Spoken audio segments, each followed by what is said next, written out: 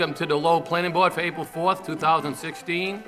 We do have two public hearings on this evening. Prior to that, we have the minutes for approval of May 18th, 2015. What's the wish of the body for the approval of the minutes? Chairman, I'll make a motion that we approve the minutes Motion's made. presented. Second? And second, all in favor, say aye. Aye. Okay, chair votes yes. Okay, next matter is 42 Wellman Street, site plan review. An application by Connector Park Equity Partners LLC seeking site plan review and special permit approval for proposed six-story building to contain 240 residential units. The site currently features 289,778 square feet of land. The applicant proposes to construct a 452 parking garage and 46 additional parking spaces at grade for a total of 498 parking spaces to serve the proposed use. The proposed project is located in the HRC, which is the high-rise commercial zoning district, and requires site plan review with the planning board under section 11.4.2 of the Lowell zoning ordinance. May we hear from the applicant, please?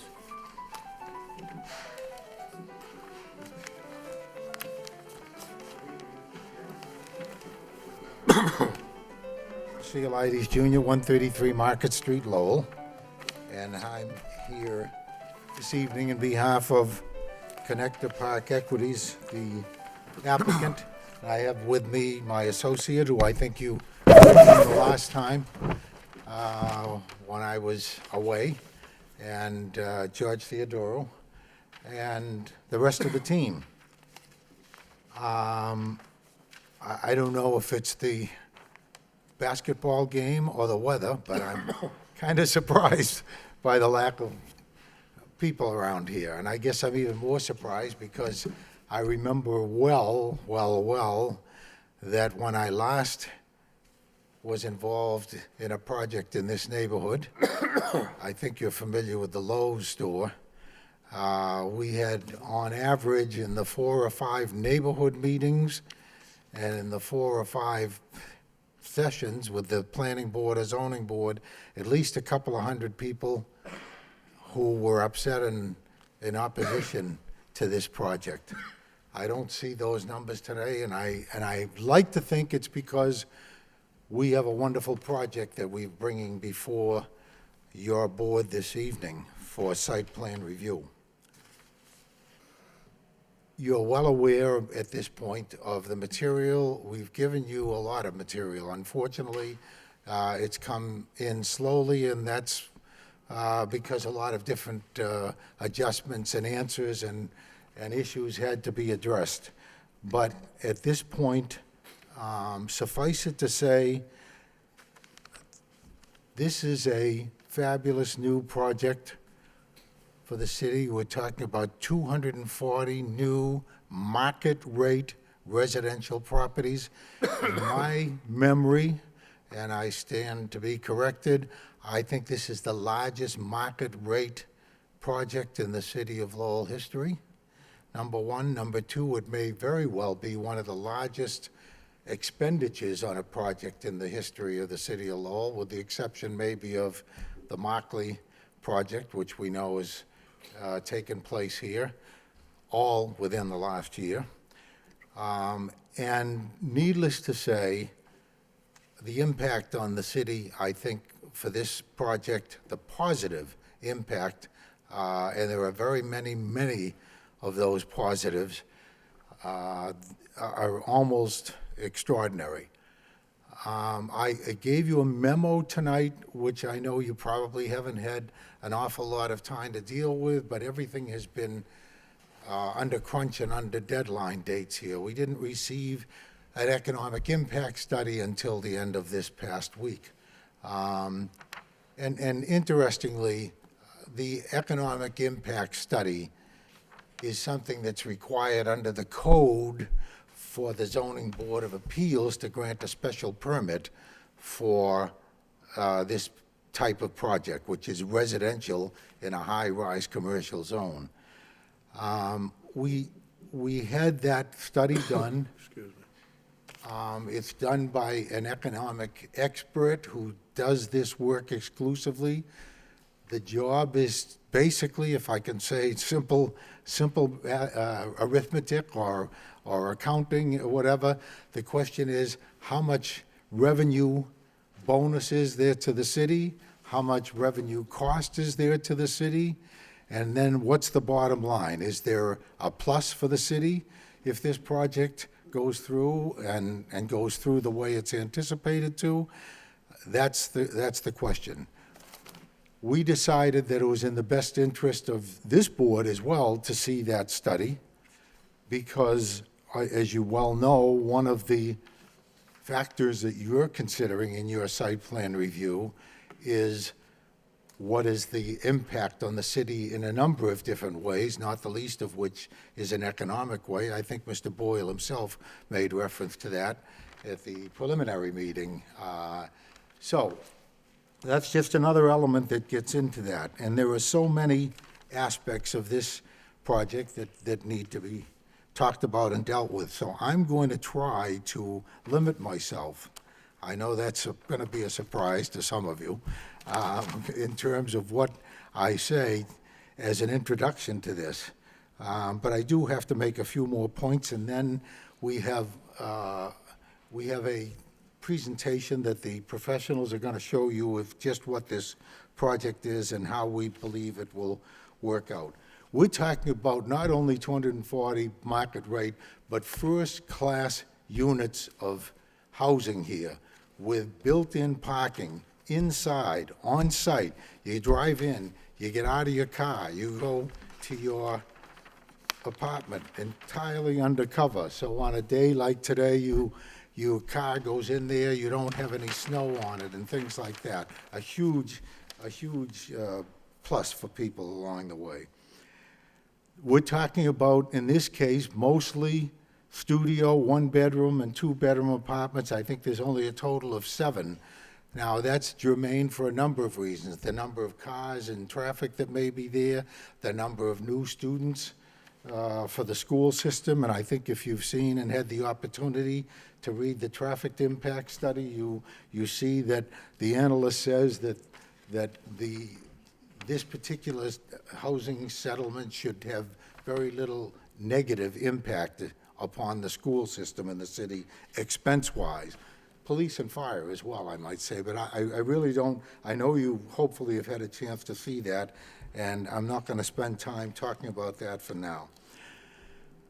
The one thing I have to say is, I don't know, I was not here for your preliminary hearing. I was fortunate enough to be in 90-degree weather in Phoenix, Arizona, but through the modern miracles of television, I was also able to watch the proceeding from my quarters in Phoenix and see the entire proceeding take place. It was somewhat unsettling. I think it was unsettling to some degree to you folks, and it was certainly unsettling in some degree, obviously, to us. And by the way, let me stop and say, my associate, George Theodoro, I think has done a wonderful job up to this point of helping me put this whole project together, putting all of the information together that you had. We had a neighborhood meeting in the Highlands. We sent out notice to everybody who was given notice under normal requirements for notice to planning board or zoning board matters. I think we had somewhere in the neighborhood of 25 to 30 people there, as opposed to the 300 or more that I know we had for most of the neighborhood meetings when it came to the Lowe's project. So not only did we have a neighborhood meeting, but I would have to say, and I only know from what I heard secondhand from most of the people that were there, that were involved in it, there was great enthusiasm generated. We have people asking how high the ceilings on the garage would be, and could they get their pickup truck in there, and how big the rooms were going to be, and of course what the rent was going to be, et cetera, et cetera.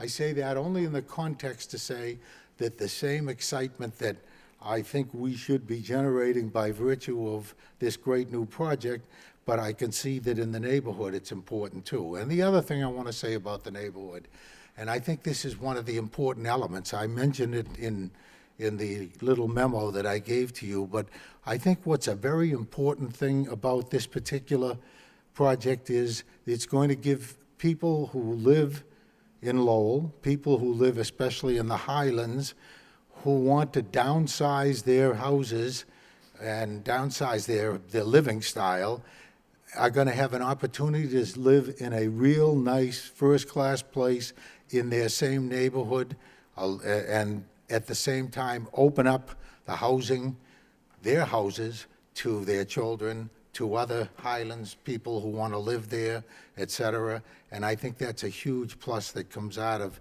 this particular type of thing. It's also not far from the University of Massachusetts Lowell. I think I measured it on the scale, and it's less than 2 miles. There's 3 different ways, Stevens Street or whatever it is. Anyway, now, I alluded to the preliminary hearing, and the thing that was quite troublesome with the preliminary hearing was some of the information that I think was unfortunately not well communicated. I'm not blaming anybody. I'm just saying that it was in such a way that it was hard for people to understand exactly what we were proposing and keeping in mind for pedestrian and vehicular access and egress to this property. I know Nick, our city engineer, was not there to give a direct explanation, and there was some confusion on our side with some of the numbers that were there. Immediately upon my return, I asked that we get everybody in the Department of Planning and Development together to go over the situation, to talk about what the access and the egress to that property would be. And in fact, last Thursday, we all met in the mayor's reception room. Nick was there, Joe was there, basically all of the people from the development department were there, and we hashed the whole thing out about how people would get to the site, move to the site, move off the site, how we would take care of pedestrians, how we would take care of sidewalks. I know Mr. Malovich brought up the issue of the sidewalk along Wellman Street, good point. The issue, however, with Wellman Street and with Lowe's Way, I want you to understand, the section where Lowe's Way ends, coming up from Industrial Avenue, is even before you take the left turn into Lowe's store. The rest of the roadway is a private roadway running through my client's property. It's a roadway that has all of the aspects of a roadway, of a typical roadway, and I know there was some talk at the preliminary hearing about making that, and the early recommendations that came out of the planning department, that possibly that would be turned into extending the city street all the way through to Wellman Street. Well, for a whole bunch of different reasons, we just can't do that. First of all, that would take, and my client has, shall we say, a piece of property that's the size of the top of this podium here, and the street goes right up the middle there. But what in fact it does, if under the request that was made, would have bifurcated the entire lot and prevented anything else from being done. In the early days, for example, of Cross Point, there were no 3 structures in there. Those buildings were put up at times where no one knew exactly in the first instance where those properties would go. We are in a situation where the client owns the entire property where the 2 towers are, and the empty lot now where we're proposing this project, but there are many other possibilities that they'd like to do. And so building a road and making that a permanent way creates all kinds of problems. It creates security problems for people driving in and out and through the area. It would be in the nature really of a taking. of private property. That would not only put the city in the question of what, if any, funds would they have to expend for that taking. It would also take away real estate that's taxable and worth money to the city on a yearly basis on top of it all. It puts the city in a position of having to take care of this property when in fact we are the ones who are responsible for snow removal, fixing the road itself, et cetera, et cetera. It's important to us, and I think to the city and to the future occupants, that there be a way into the site that is easily obtainable, and at the same time, not put any pressure on Wellman Street, the Wellman intersection, et cetera, et cetera. I digress, and you're going to hear more about that from the folks, from our traffic people. When we finish that meeting, I think it's fair to say, and I asked Nick to come here tonight in case there were any questions about this. I think it's fair to say we all got a better viewpoint of how this site could be handled and how it could be best dealt with from the standpoint of pedestrian and vehicular traffic. So, there are so many benefits that would be derived from this project, and you've seen them. I'm not going to go into them again, but I just have to touch upon something as simple as what looks like the new free revenue, tax and related revenue that would come to the city of Lowell in excess of $700,000 on a yearly basis, with a cost estimated to the city for fire, school, police, et cetera, of $124,000 roughly. So there would be a net of almost $600,000 in new cash benefit to the city on a yearly basis. On top of that, just the permitting for a project like this would yield to the city more than $500,000 in permit fees. Fresh money, no other commitments to this money, et cetera.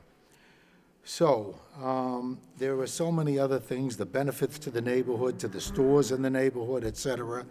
I'm going to stop at this point and ask Peter Bashaw to give you, I know you've seen some of this material at your preliminary hearing, but a lot of this has been updated, modified, and improved. So I, without further ado, as they say, I'm going to turn this over to Peter. Thank you. And let me just say one other thing, Mr. Chairman. I obviously may want to make a few comments after this. Thank you. I'd be surprised if he didn't. Good evening, members of the board. I just need a quick moment to sign us back in here for a second, so please just bear with me.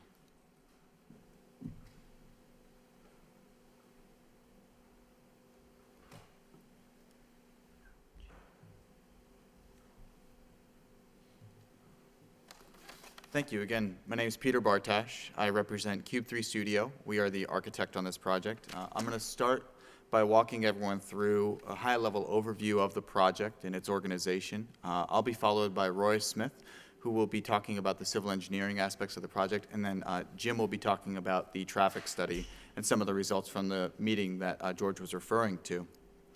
So, briefly, just for anyone who may not be aware, we're going to talk quickly just about the site and its location. Now, on screen, you'll see a locus map that shows the site that's identified by a red circle. The large arrow that runs north and south on the screen is the Lowell connector. We do have Chelmsford Street running north and south as well, parallel to the Lowell connector.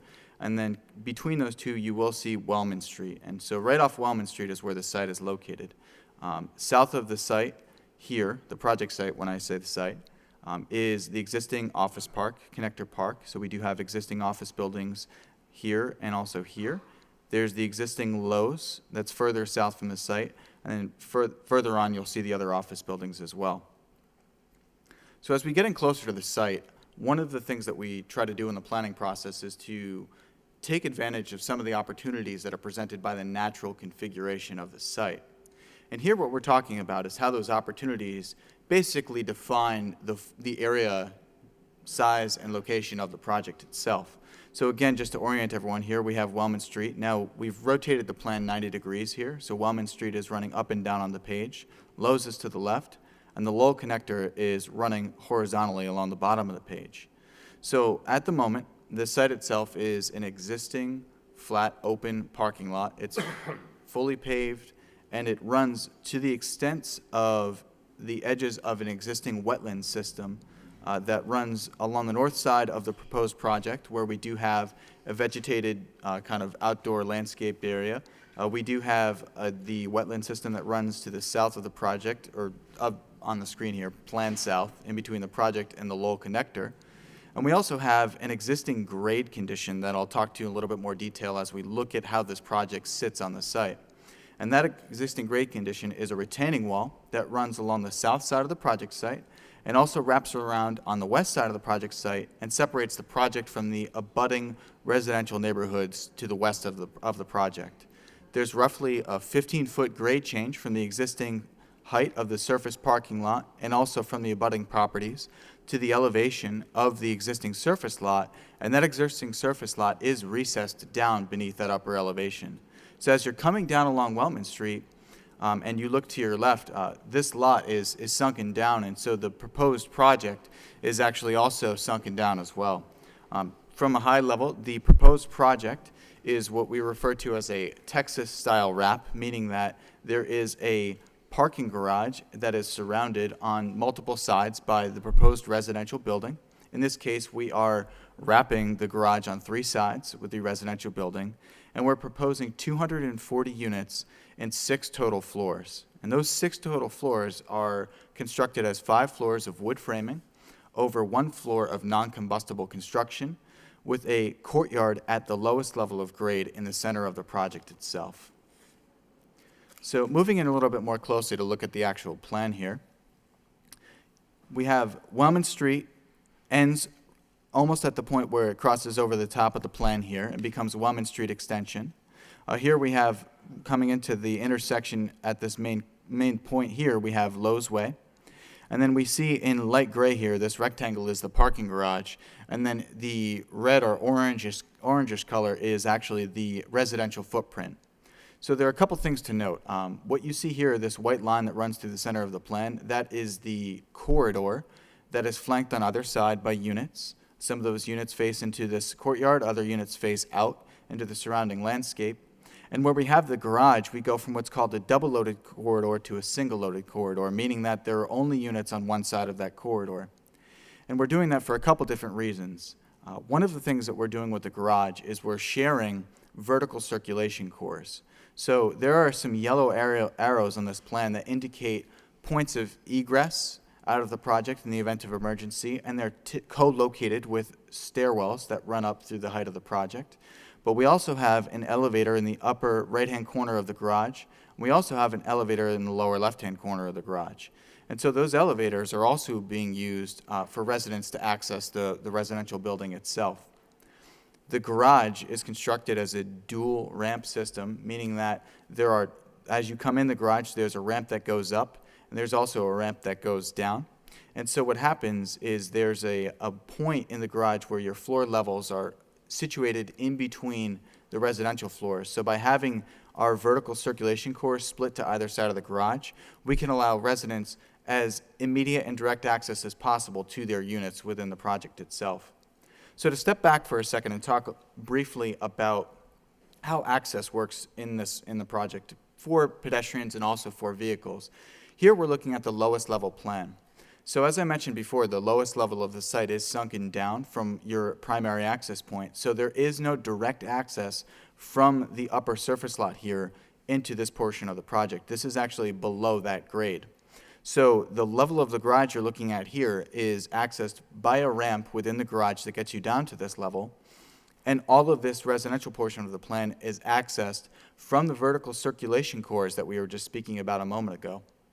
Within this blue circle here, what you'll see is some common amenity space for residents of the project, and it's located at a point that it can take advantage of views out to and connections to the outdoor landscaped courtyard, but it can also take advantage of some views out to the wetlands to the east of the project on the lower side of the screen here. We have a through connection, and when I say through, I mean that there is a series of doors that allow you to go in from the courtyard into the building and then back out to the landscape. That accesses a crossover point over the existing wetland system and gets you to a walking trail that takes you into the landscaped area to the north of the site. When Wellman Street Extension passes down along the garage, the grade does begin to fall, and when it turns the corner here, there is a point where it marries up with the existing grade of the surface parking lot. At that point, there is a secure gate that is only openable in the event of an emergency, and that accesses a permeable paver pathway that extends around the perimeter of the site to a hammerhead that's located in the northwestern corner of the plan. This pathway is roughly 20 feet wide, and the outermost edges of this pathway are co-located with the outermost extents of the existing surface lot, meaning that the entirety of this development sits within that existing surface lot. And this pathway allows for emergency access to 3 of the 4 sides of the building, with the 4th side giving access from the existing surface lot here along Wellman Street Extension. So as we go up to the next level, here we're looking at what is effectively the second floor plan of the building, but the primary plan for vehicle and pedestrian access. There are a lot of arrows here in the lower left-hand corner. It's because there's a lot happening in this one location. One of the things that we like to try to do in the planning process for the security of residents, but also to control access to the project, is to define a single point of entry that serves as a secure control point, both in terms of visibility from management and leasing offices, but also just for residents and for their use to know that there is a single point to get into and out of the project. Typically, that's a very desirable feature within these communities. And so this yellow arrow represents vehicle traffic into and out of the garage. This blue arrow represents loading and service to a dedicated internal trash room, which we'll talk about in a second. And then this other arrow here represents pedestrian access to what's really the front door for pedestrians of the project. And what they're accessing is this particular space at the lower left-hand corner of the plan. This is the leasing and primary amenity male kind of common space that every resident experiences day in and day out. And that is where management is located. That is the control point of the project. There is a separate circulation tower that runs up the face of the garage. And this circulation tower is intended for use by people who may be here and crossing over to get to the office parcel, or also to try to get out onto the surface lot here in front of the garage. This blue arrow, I said we'd talk about it again briefly. One of the key features of this project is a trash chute that does run up for both trash and recycling through the entirety of the project. I was going to see if I could do this at the same time, but I can't. There we go. It does run up through the entirety of the project. And what that does is it allows residents on every floor to enter a room and deposit either their trash or their recycling into a dedicated chute that runs down into a dedicated room that's contained within the footprint of the garage. And there's a door that separates that room from the apron that's out off to the side of the access ramp into the garage. So all of the trash and all the recycling is contained within the project and managed as a function of the building itself. On days where we do have pickup, those trucks can come in, they can park right here next to the garage. The doors will open, management will wheel out any containers or any refuse that needs to get to the trucks. They'll pick it up and they'll be on their way. So in the life cycle of a resident, you would come down to the project either from Wellman Street or from Lowell's Way. You would enter into the garage, find your parking spot, go to the nearest elevator or stair tower, depending on where within the building you lived, and then access your unit. Or you would end up walking down through the garage to that primary access point where you would end up picking up your mail, stopping in to see one of the agents who are managing the project, and then continuing on to your unit. So looking at this section, this is another key point of the project that'll actually be important to remember as we start looking at images of the building, which we'll get to shortly. So this section is actually cut from west to east through the parking garage. So Wellman Street Extension is behind us when we're looking at this view. Here on the left-hand side of the screen, you'll see the hill that starts to climb up and becomes the abutting residential properties to the west of the project site. And to the right, we have the wetland system that separates the project from the Lowell connector. So on the left-hand side and right-hand side of the garage, these are the wings of the residential building that serve as screening elements on the garage itself. And here you can see we have our 6 floors of residential, and our garage is at the same height as the residential building, so it is screened by the residential building. But this is the difference in floor levels I was talking about earlier, where we have some levels of the garage offset from the levels of the residential floors here. You can see this is cut through one slope of the ramp in the garage, and there is another slope that would get you to the next level up above. But again, when you're standing up on the residential abutting property, or you're standing on the property that's currently part of the office park in that surface lot, when you're looking at the project itself, you're only seeing between 4 and 4.5 stories that are fully exposed to view, and we'll get to that in a second. So when we look at a section that's cut through the project the other way, to the right-hand side, you see that retaining wall we were talking about earlier, and there is a roughly 10-foot area well between the retaining wall and the garage that we need just to provide separation for code purposes. You have the garage itself, and then you have the residential portion of the building that screens the garage from the courtyard. So this courtyard is internal to the development site. And what's not shown in this view, just for clarity's sake, is the elevation beyond what you would see at the back side of the courtyard, because the courtyard is fully enclosed. To the left, we have the double-loaded portion of the building that separates the courtyard from that area to the north of the project that is currently vegetated naturally. And so, again, we're just looking at the notion of how this building sits in relation to the existing grade. So here we start to actually look at perspectives of the proposed project. And so in this case, we're standing almost at the point where Wellman Street crosses over and becomes Wellman Street Extension.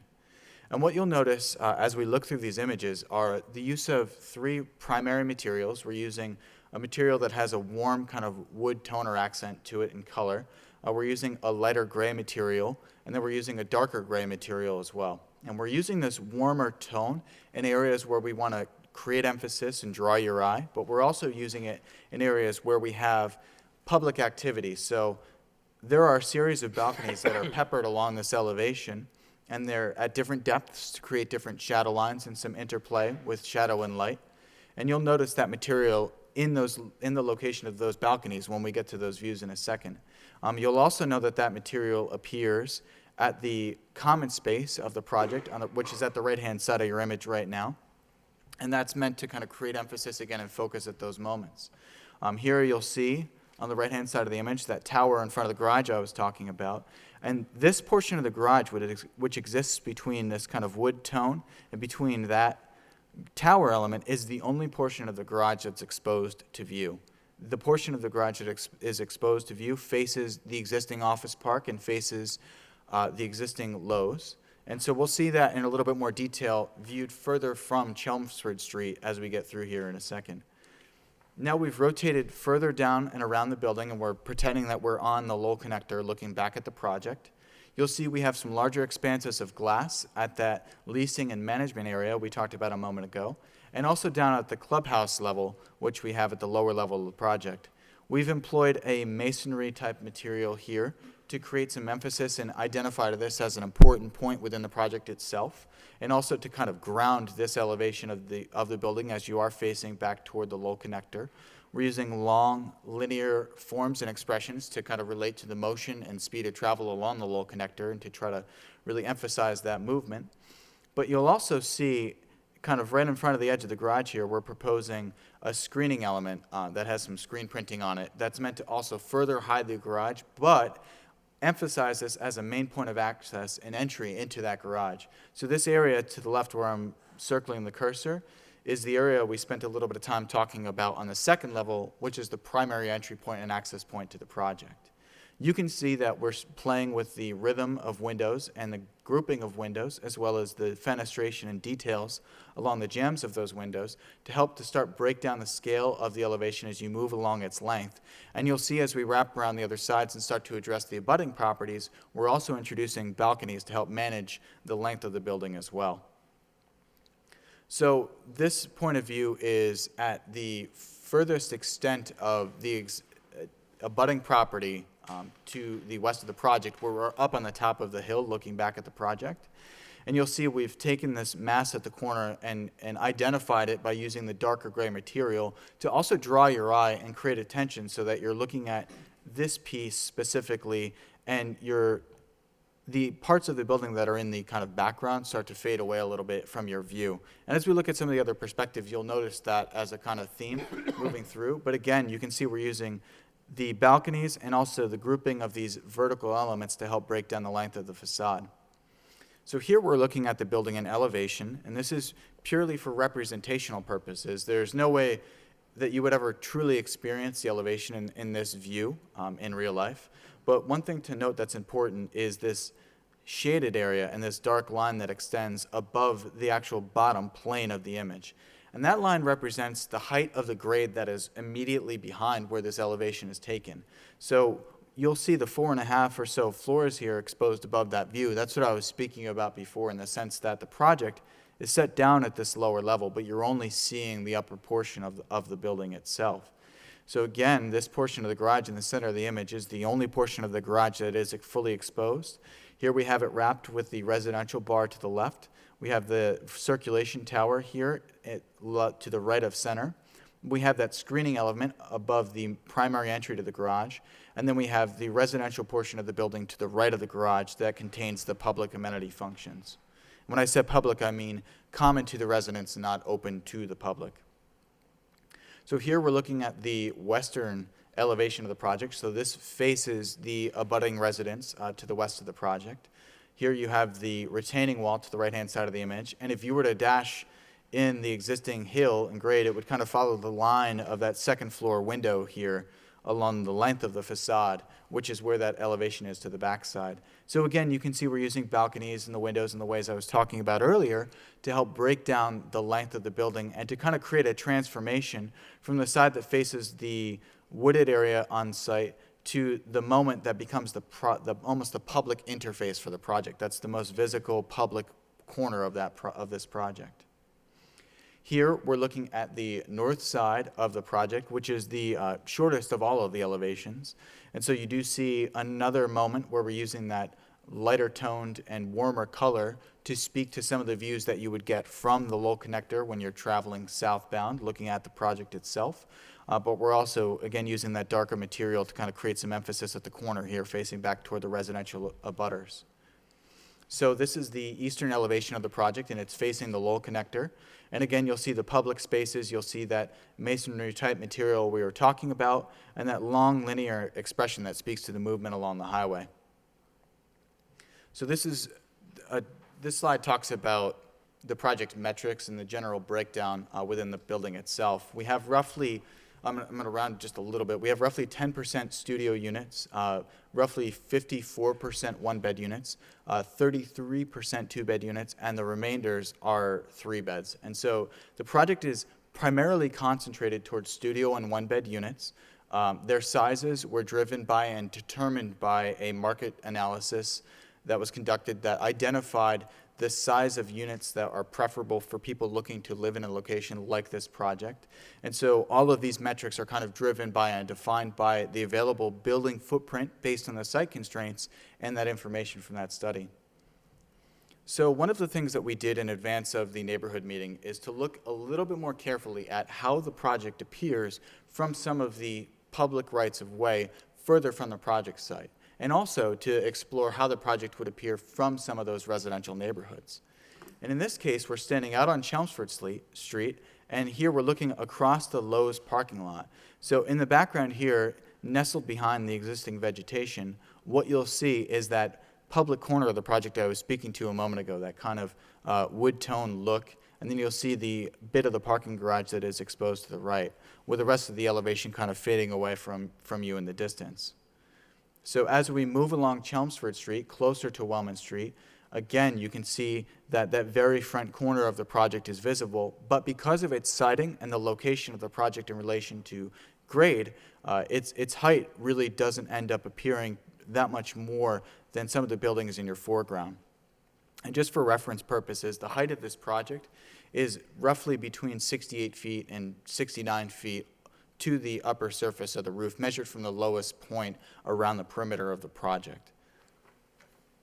So as we get in a little bit closer, this is a conceptual view if we were to be standing within the private parking area of that abutting residential property to the west. We couldn't get here to take an actual photo because it is a private property, but using Google Earth, using some online imagery, we were able to replicate the rough size and scale of the existing buildings, and then to replicate the existing treescape along the edge of that property to show roughly how much of our proposed project would be visible from that property.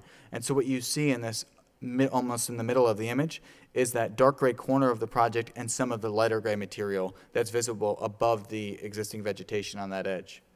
So if we were to step back a little bit further, again, towards Chelmsford Street and be up roughly 40 feet or 50 feet in the air, kind of from a bird's eye view, you're looking again at the project nestled into the project site, in behind that existing vegetation and down at the existing grade at the lowest elevation.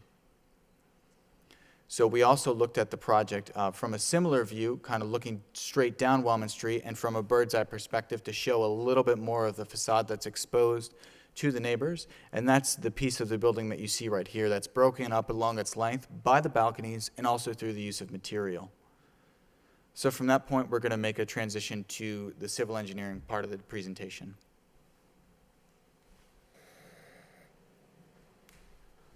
Good evening. My name is Roy Smith. I work for R.G. O'Connell and Associates. We are the site civil engineers for the project. What I want to go through is the layout and orientation of the parking, emergency access, pedestrian access, the site lighting, how the project conforms with the zoning bulk and dimensional requirements, the parking requirements, and then kind of end the presentation with the significant pedestrian and vehicular access improvements that we have been working on since the last time we met. I'm also going to go over the drainage and stormwater component and the significant enhanced environmental improvements conducted on the property as well. As Peter was mentioning, this is to the north side of the site.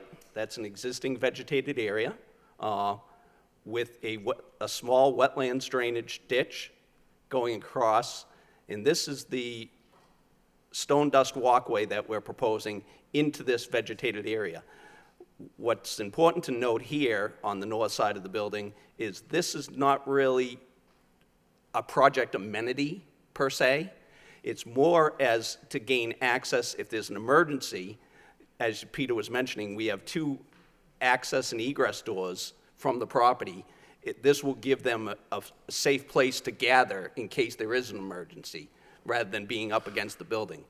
It's important to note that that wetland system is more of a drainage ditch on the west side of the building, and then it is contained within an existing drainage pipe to another drainage ditch heading towards the Lowell connector. That is where we propose this stone dust walkway. And it is kind of an amenity area because it gets access to the existing upland associated with that area of the site, and it doesn't impact any wetlands.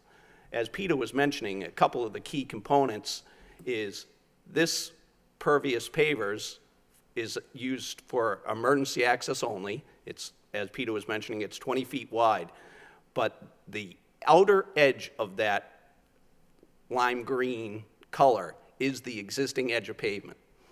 The entire development program, including the parking garage, the proposed buildings, the utilities, the emergency access, is contained within the existing pavement edge. And in fact, we're increasing open space dramatically. On the south side of the project, as Peter was mentioning, this is where the primary activity is occurring associated with the development program. It's the access to the parking deck, it's the pedestrian access and vertical transportation associated with this stair tower and elevator. It's also the mailroom and lobby area. And I'll get into the pedestrian improvements at the end of the discussion. I have an exhibit plan that we've been working on over the past, since we met the last time. From a bulk and dimensional and parking aspects of the project meets all the bulk and dimensional aspects of the project, including the parking space requirements. The parking space requirement is calculated in two ways, and from a zoning perspective, we have to meet the most stringent of those two requirements. It's either 3/4 of a parking space per bedroom or 2 parking spaces per unit. Hence the reason we have 240 units, we require 480 parking spaces. We're providing 498 parking spaces. 452 of those spaces are contained within the 6-story parking deck. 46 of those spaces are contained in this existing surface level lot that is going to be modified in order to gain access to the parking deck and construct not only the building, but these vertical pedestrian transportations, the loading and unloading access and move-in space, and the pedestrian access door to the lobby and mailroom. Some of the important bulk and dimensional aspects in the HRC zoning district, a residential development is allowed to go up to 200 feet in height in the HRC district. This project is significantly lower than that allowed 200 feet in height. It's about, I would say, 70 feet, Peter? Yeah, about 70 feet in height overall. So we're dramatically lower than that.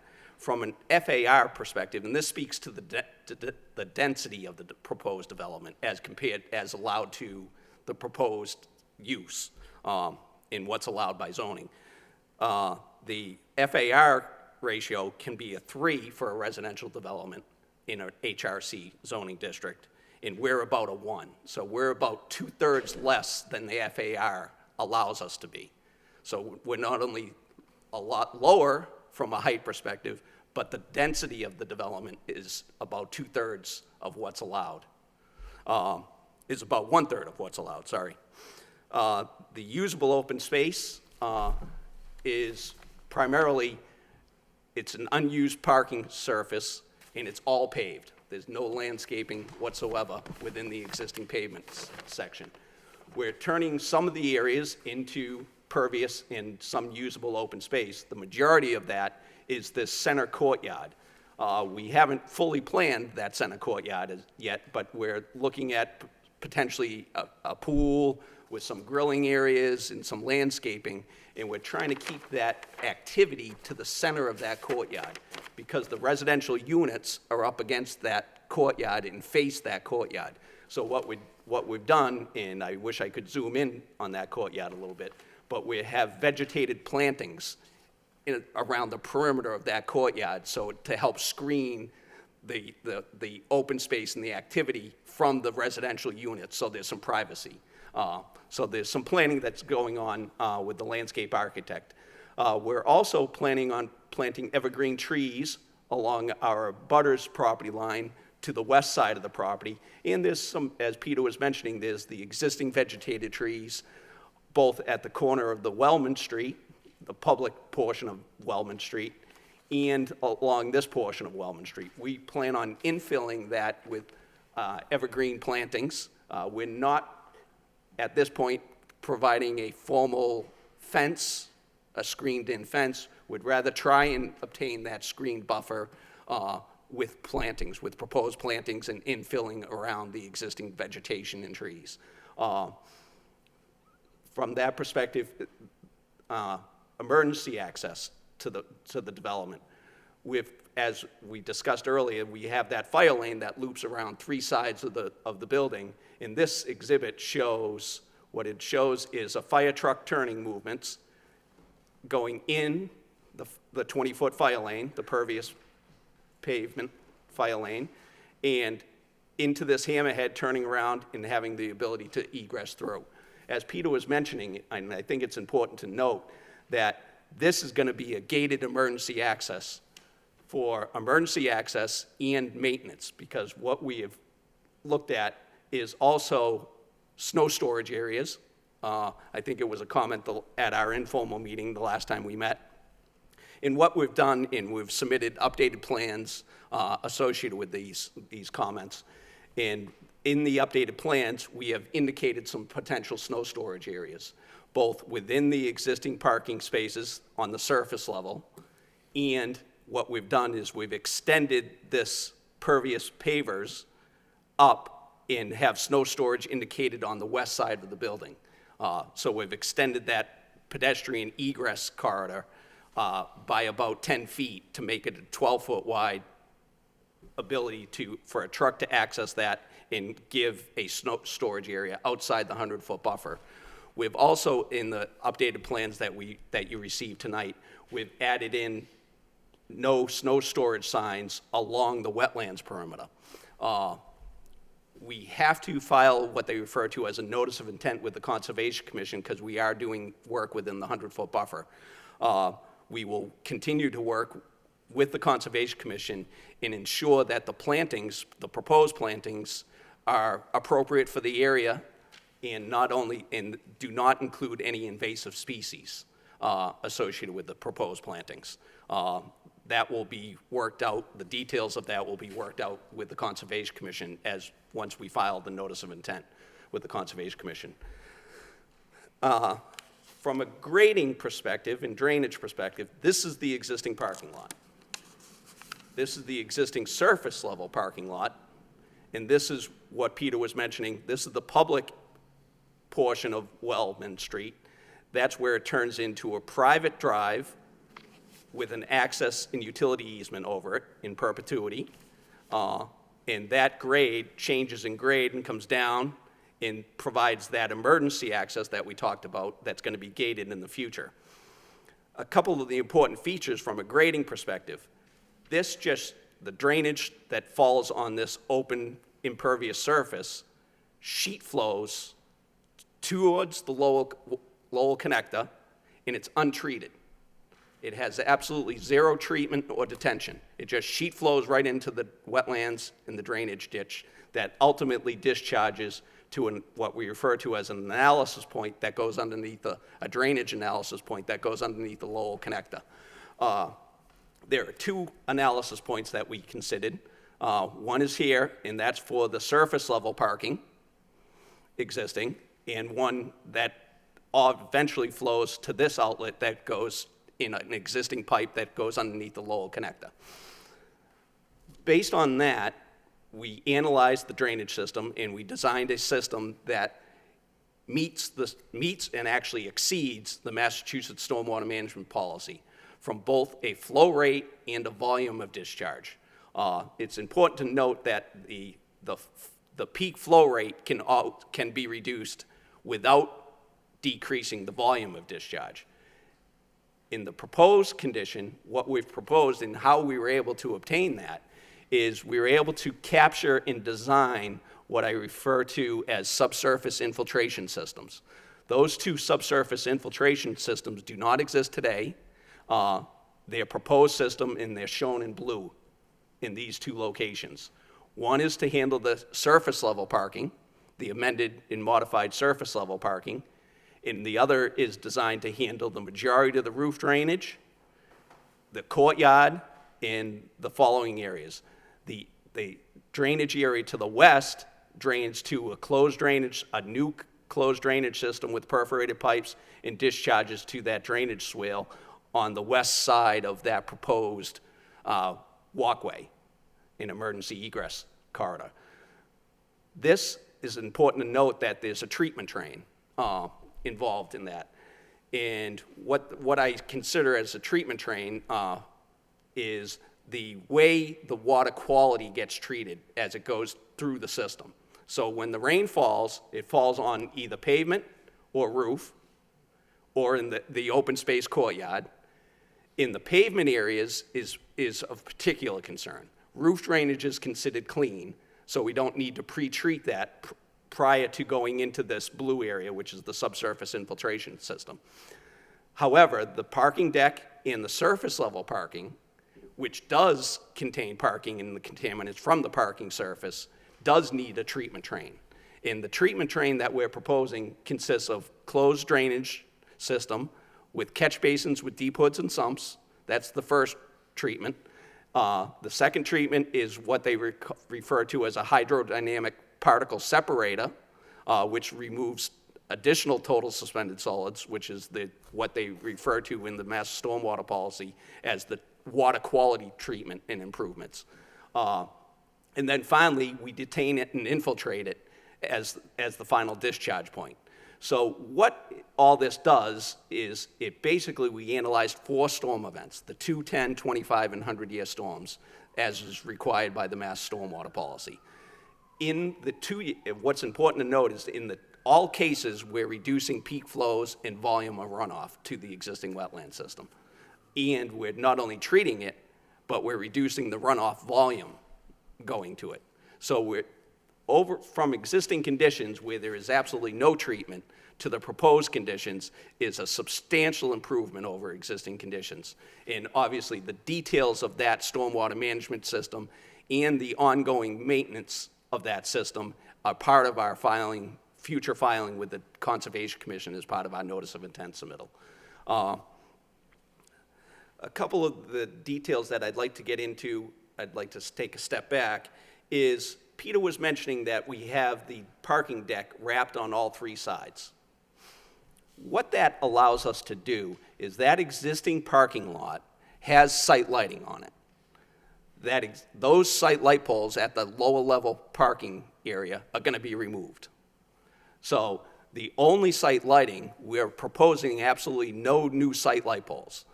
There's 3 existing site light poles that run along this vegetated buffer between Wellman Street Extension and the 46 surface level spots. Those 3 light poles are to remain under the proposed condition. All the proposed site lighting is contained within the parking deck, which is wrapped on all 3 sides, which limits the potential for lighting glare to our abutters to the west, to any abutters in the open space to the north, which really doesn't make any sense, but it also screens the lighting within the parking deck itself, enclosed within the parking deck, from view from the Lowell connector as well. Like I said, from a site lighting perspective, we don't propose any new site light poles except for what we require to light by building code within the parking deck itself. We're utilizing the existing light poles that are out at the site today. From a snow storage perspective, I indicated the 2 areas that we're proposing, and they're in the updated submittal package that we proposed. The same thing. We reduced the amount of parking area from a plan view and area perspective significantly. So the requirement for snow storage is greatly reduced just by doing 6 levels of parking in a parking deck. The only thing that is going to get snow is the top level of the parking deck, which is only 2 bays wide. It's not like the Lowe's parking lot. It's only 120 feet wide. So it's 2 parking rows deep. It's not like we're talking a very big deck. If you go to the Lowe's parking area, they have 6 or 8 or maybe 10 rows of parking. We're basically consolidating that into a parking garage, and that's what we're doing. So the snow storage requirement is greatly reduced on this project, just by the virtue that we're providing the majority of our parking within the parking structure itself. The utilities, particularly the sewer and water, there's an existing sewer main with an appropriate easement grant that the city has, and we're proposing tying it right into that existing sewer main on the west side of the building. It's very simple. We've met with the sewer department, and there's plenty of capacity in that line, because what happened, and some of you may remember, as part of the Lowe's development, they did a separation project. There was a combined stormwater and sewer system prior to the Lowe's development, and that's when this 12-inch sewer line was constructed. So what it did, it separated the stormwater and took it out of the sewer system. So that allowed a substantial capacity increase from a sewer perspective. And that is right on the west side of the building. So from a sewer perspective, the project couldn't be simpler. We're proposing connection right to an existing manhole on the west side of the project. From a water perspective, there's an existing water main running down Wellman Street. We're planning on extending that water main and looping it around the building to have a looped system. It's a proposed 8-inch water main looping around the proposed building, and we have the fire service and the domestic service located at the southeast corner of the building, basically where the trash enclosure and that's where the mechanical, electrical, and plumbing services are going to also enter the building. We do have a potential alternative that will continue to work with the Lowell Regional Water Utility and the city's consultant, Woodward and Curran, on connecting to an existing, I think it's a 24-inch water line that runs parallel to the Lowell connector. We're going to be working with the Lowell Water Authority. Sorry? 16, thank you. 16-inch main that runs along the Lowell connector. We're currently looking at potentially connecting to that existing 16-inch main, but we'll continue to work with the Lowell Water Utility and the city's consultant associated with that potential connection. That's the fire truck, that's the stormwater. Oh, from a grading aspect, this parking is obviously built. What we've picked for a finished floor, the lower level finished floor, is the average existing grade within this existing parking field. So these are contours that run through the parking lot, and it sheet flows down to the wetlands, as I discussed earlier. We picked the appropriate finished floor of this building to be at trying to balance the cut to fills on the site as much as we can.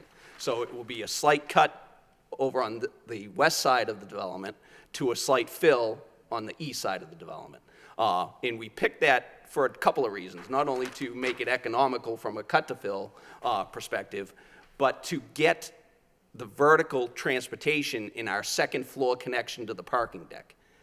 The parking decks are 11 feet floor to floor, okay? So if you recall correctly, Peter was mentioning there's an existing retaining wall that runs between the surface level parking, which is up higher, and the lower level parking. We picked that that connection to the parking deck to create a 4-way intersection with Lowe's Way extension and the Wellman Street extension to create a 4-way intersection. Originally, we had a plan where it was an offset T intersection, and based on some comments with planning staff and the traffic engineer, they recommended trying to move that down and make it a 4-way intersection with Lowe's Way extension. We did that in the proposed plan, which makes traffic access and pedestrian access a lot better and smoother, and it's controlled in a stop control system. Staying with that for a second, and I'll flip back. I know I'm flipping around, sorry about that. This is the 4-way intersection with Lowe's Way extension and Wellman Street extension that gives you direct access to the parking deck. This access point is 11 feet higher than the ground level, the first floor level of the parking deck and the building, the residential building. So that gives you the 11 feet floor to floor distance. We took advantage of the natural terrain that exists today to reduce our disturbance in our proposed impacts to that existing retaining wall, which is significant. I don't know if any of you has been out to the site, but it is, it's pretty high. It's a pretty substantial retaining wall. Then we have some improvements, which Peter talked about briefly, is we have the loading, unloading, and move-in area, and there's 2 different textured pavers. One is what I refer to as a rolled-up curve. So you got the access drive coming in from the 4-way intersection that goes directly into the parking deck. To the right side of that, immediately to the right side of that, is the loading, unloading, and move-in area. And that's in a decorative pattern, and it's got a rolled-up curb, so that the trucks actually roll up on the curb and provide the H20 loading on the decorative pavers that gets access to the trash enclosure, which is located inside the deck.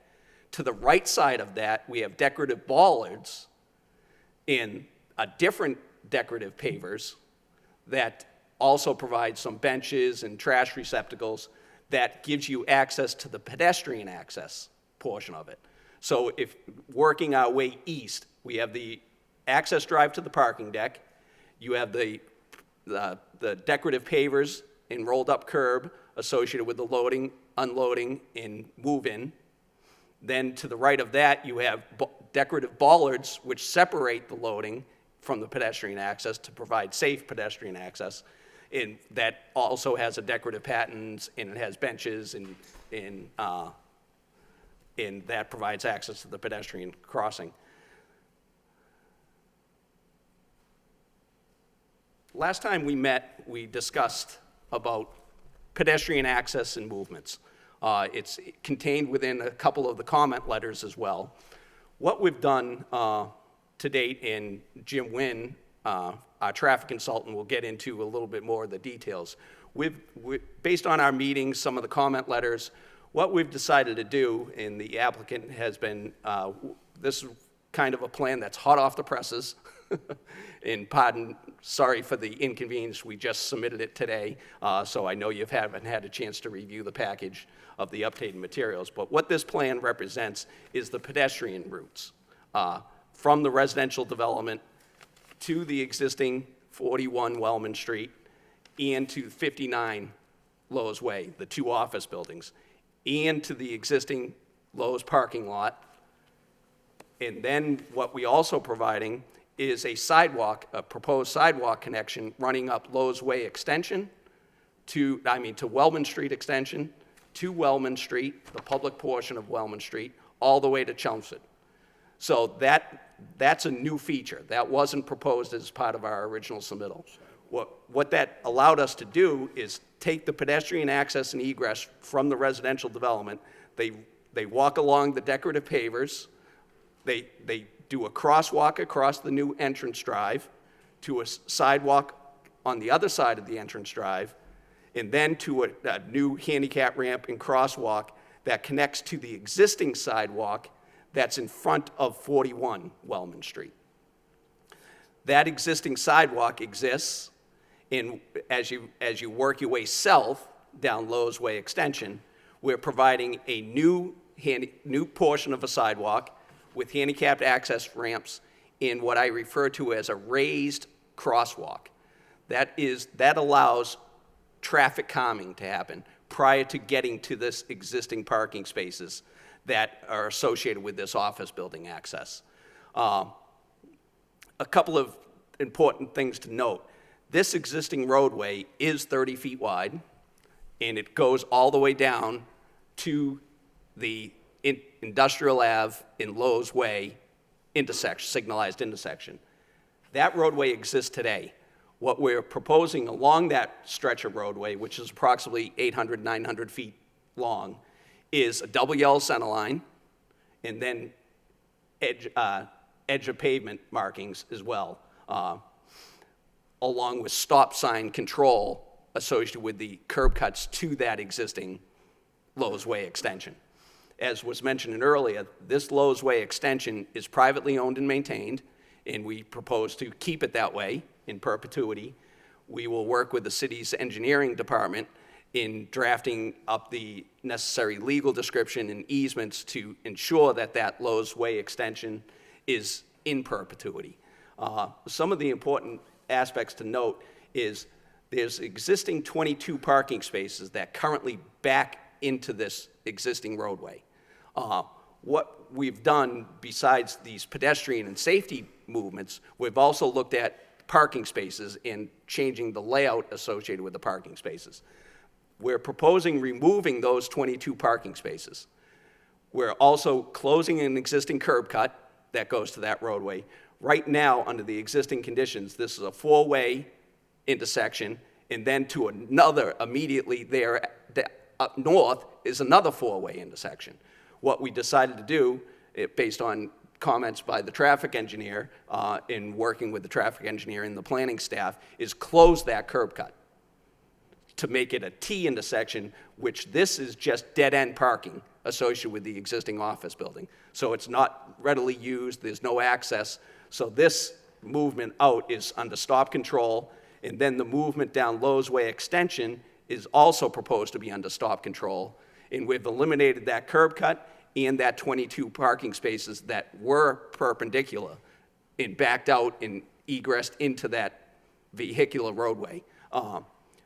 In doing that, we were able to create a landscape divider island between that roadway, the Lowell's Way Extension, and the existing parking field associated with the office buildings. That's substantial improvement from a pedestrian and vehicular safety conflict perspective, because what we were able to do is we were able to channelize all pedestrian access, the employee access basically, that would park in this surface level parking lot. They'd come up to this is going to be a proposed landscape divider island, and they'd get into this crosswalk and into the main access to the existing building in the existing sidewalk via a new crosswalk. We do lose some parking by this revision. However, the loss in parking, we still meet, and I think I mentioned it earlier, the office parcel meets the city's parking requirements per zoning as a standalone lot, as does the residential development meets the parking requirements as a standalone lot. We do lose some parking, but we still meet the parking requirements associated with the office building based on zoning. A couple of the key aspects of this pedestrian modifications and vehicular modifications is not only this crosswalk that gives employee access to this existing office building, but as I was mentioning earlier, this raised crosswalk. As they come down this 900 feet, this is a 30-foot paved access drive existing. It's pretty substantial. Vehicles could get to a pretty high vehicle speed. And prior to getting to this existing pedestrian and vehicular conflicts, what we want to do is slow them down. So what we've done is we looked at potentially doing a speed bump or something of that nature, but from a DOT's traffic calming perspective, they'd prefer a raised crosswalk. Basically what it does is it's about 4 or 5 inches higher than the parking grade on either side of it. And it basically acts as a speed bump, but it's an easier transition.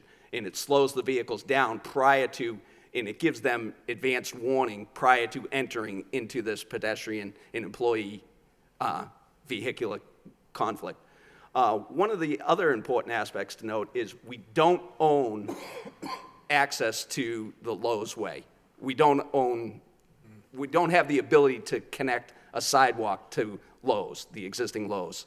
They own their property. We don't have easements, so forth and so on. So what we've done is we connected to the existing sidewalk that runs along the existing office building, and that gives you connection to Lowe's parking lot area.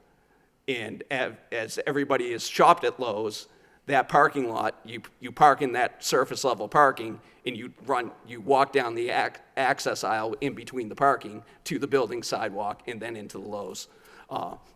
So that, by constructing this sidewalk connection to the existing sidewalk, that allows us to connect to the existing Lowe's parking area, the Wellman and Chelmsford Street intersection by adding a proposed sidewalk up Wellman Street extension and the public portion of Wellman Street. And it also allowed us we provided a new sidewalk over to 59 Wellman Street with the appropriate crosswalk and handicap ramps. The handicap ramps will have detectable warning strips per ADA requirements, and that connects to the existing sidewalk that gets you into the entrance at 59 Lowell's Way. So by making these pedestrian vehicular access improvements, which are significant, it's not at a small cost by no stretch of the imagination. But we feel that based on the comments, it's a far better plan than the original submittal. by providing this pedestrian access. As I said, Jim will get into this a little bit more detail, but that gives you a general overview of the proposed improvements associated that we're doing with Lowe's Way extension. Without,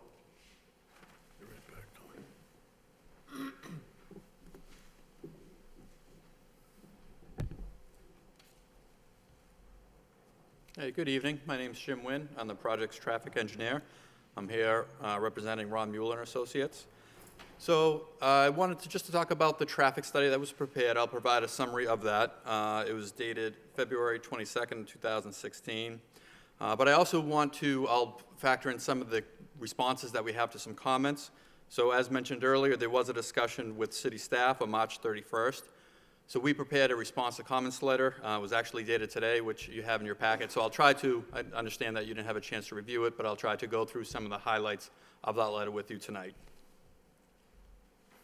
So first, to go through the project and what we looked at a study area. So these were the intersections that external from the site. Starting from the north, we have the signalized intersection of Chelmsford Street and Plain Street. Traveling further to the south, we have Chelmsford Street and Wellman Street, which is unsignalized. The signalized intersection of Chelmsford Street and Industrial Way and Stevens Street.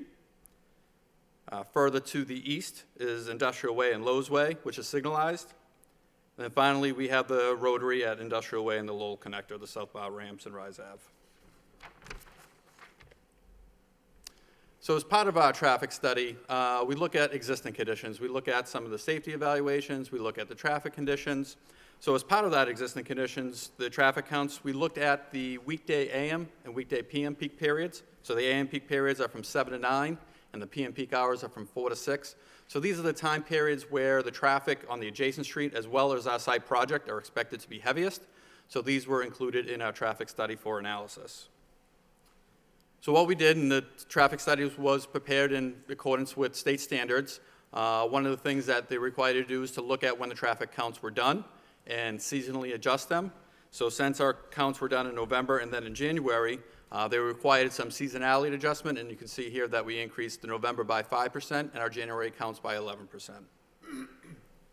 Further discussing the existing conditions, while we look at accidents, we looked at the historical trend of accidents at the study intersections. And what we do is, in addition to just looking at the number of accidents, we look at an accident rate.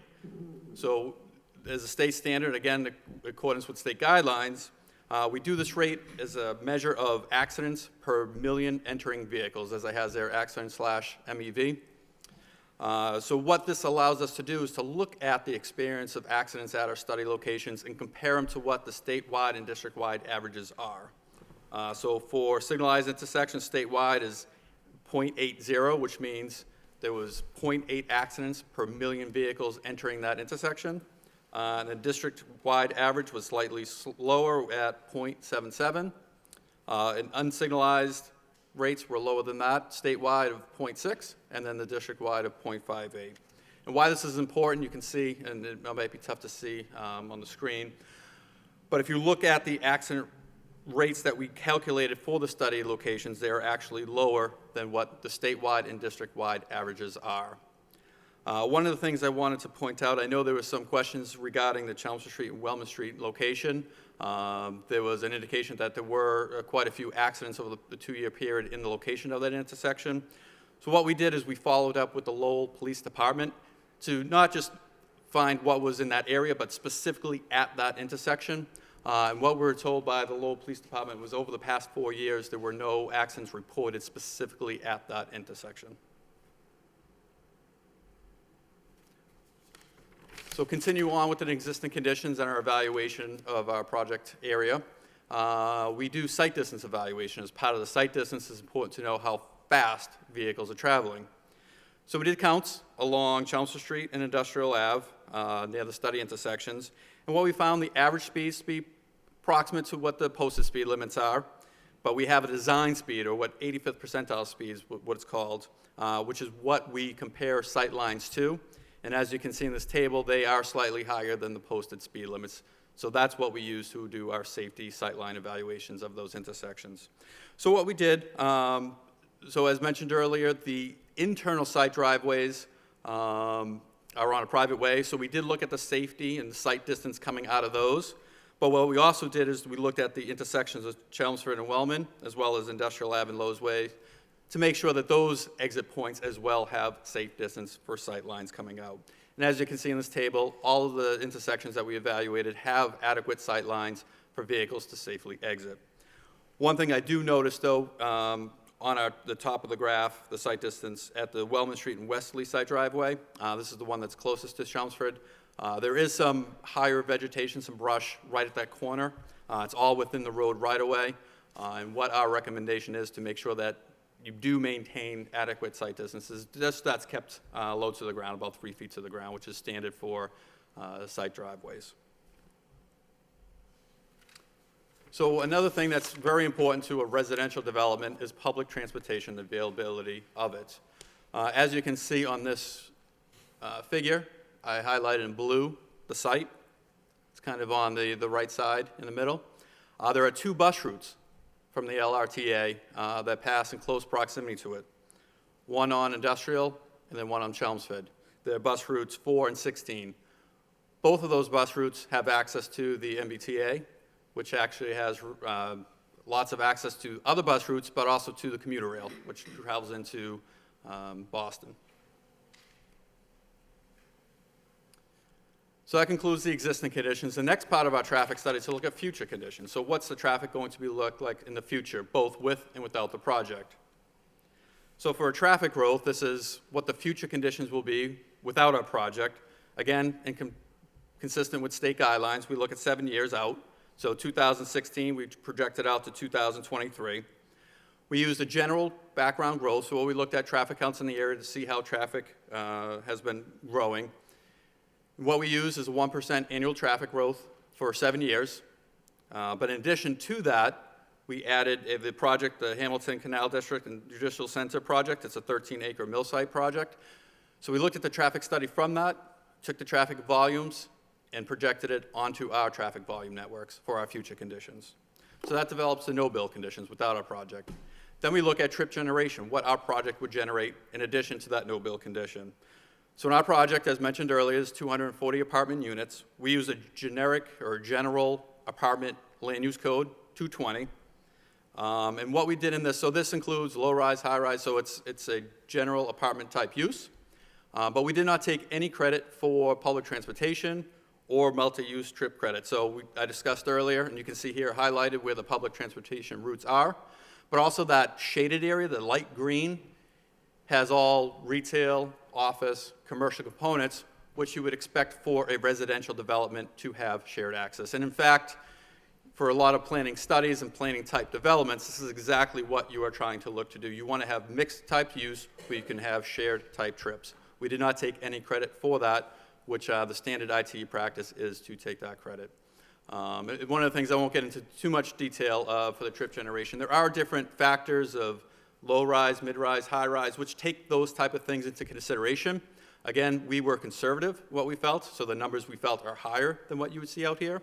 And looking specifically to, if you were to break that mid-rise type facility, if you looked at the traffic rates, what we used to that mid-rise, our rates are actually higher than the highest rates that found for that type of development.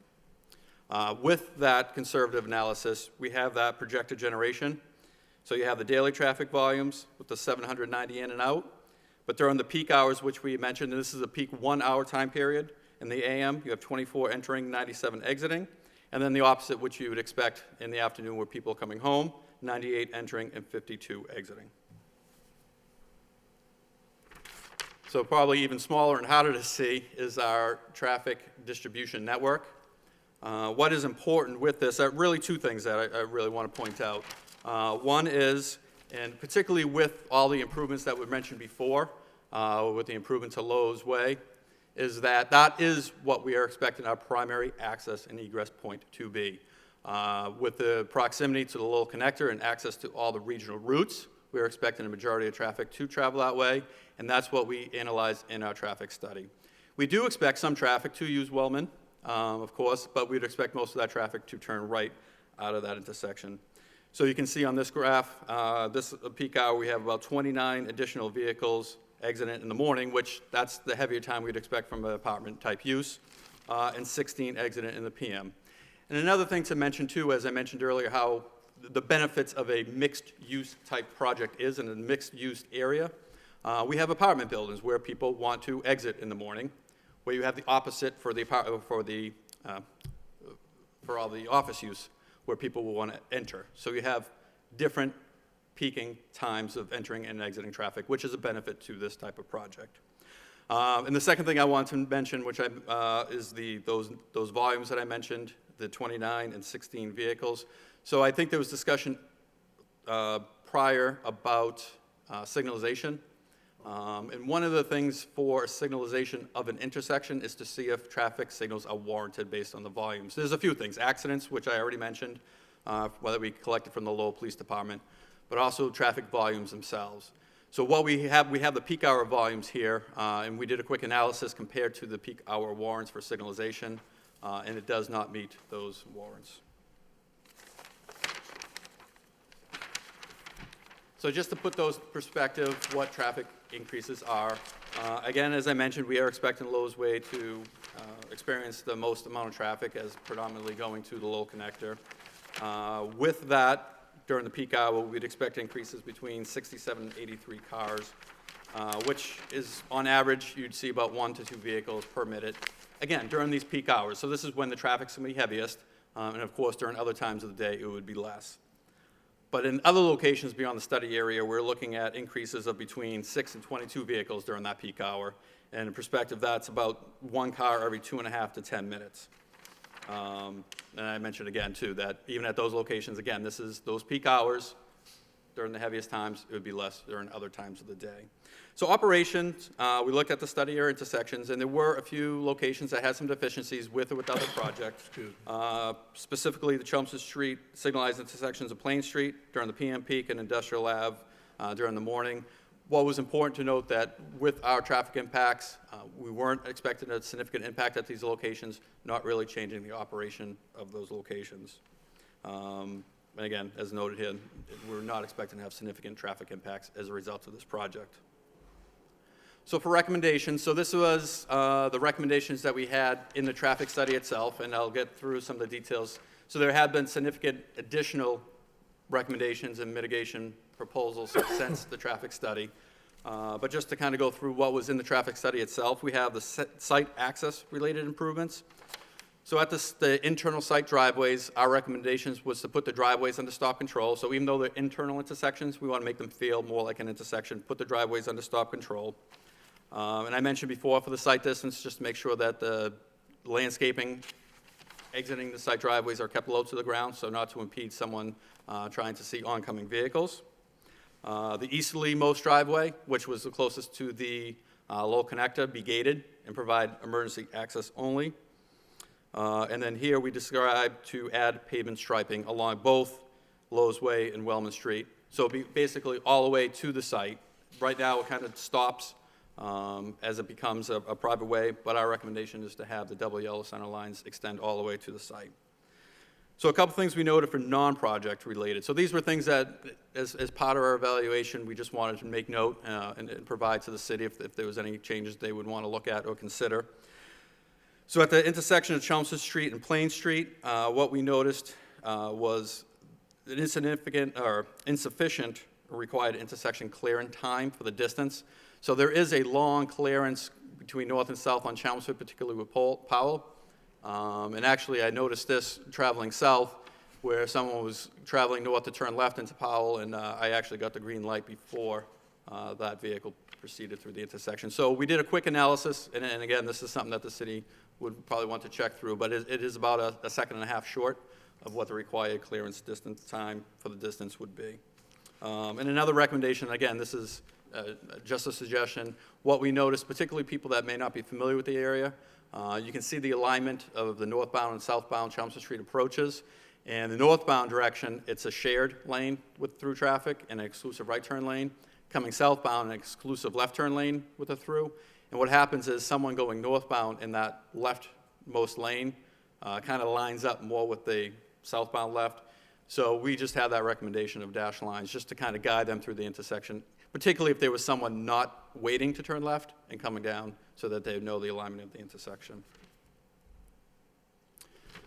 So that's the recommendations we had in the traffic study. So beyond that, and I mentioned earlier how the intent of the project is to really use that Lowe's Way as a primary access, to go out to industrial, to use the Lowell connector. Some of the recommendations were great recommendations earlier to make that a more defined four-way intersection with the site. Again, it's really making that the predominant intersection. But with the recommendations that Mr. Smith described earlier, we're really turning that private way into more of a public way feeling with a double yellow line, taking away the backing up parking on the southerly side,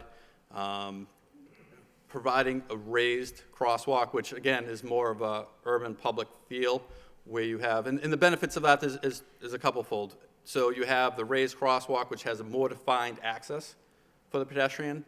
It also gives a visual indication of where the crosswalk is for vehicles driving up, but it also obviously serves as a traffic calming measure. So with all these changes proposed, we feel that this makes it more of that site driveway feel, that it is the predominant way going in, and that's we would consider as the main site driveway. So looking at, and again, we mentioned before, although we don't expect this to be the predominant traffic flow, but we will have some traffic, primarily taking a left onto Wellman and a right off. So we will have some traffic, and I think mentioned by this board and other comments, of pedestrian access. So we do have the bus route along Chelmsford, and of course we would hope and want and expect people from the site to use these bus routes. So we provided, or proposing, some recommended improvements at this location. One is to redo the striping. If you're familiar with the intersection now, it's pretty faded. And really important for us is that left turn lane going on to Wellman. But even more importantly is the crosswalks. There isn't a crosswalk today going across Chelmsford, and that's something that we'd be proposing as part of this project to add that. And that is the last slide. Great, thank you.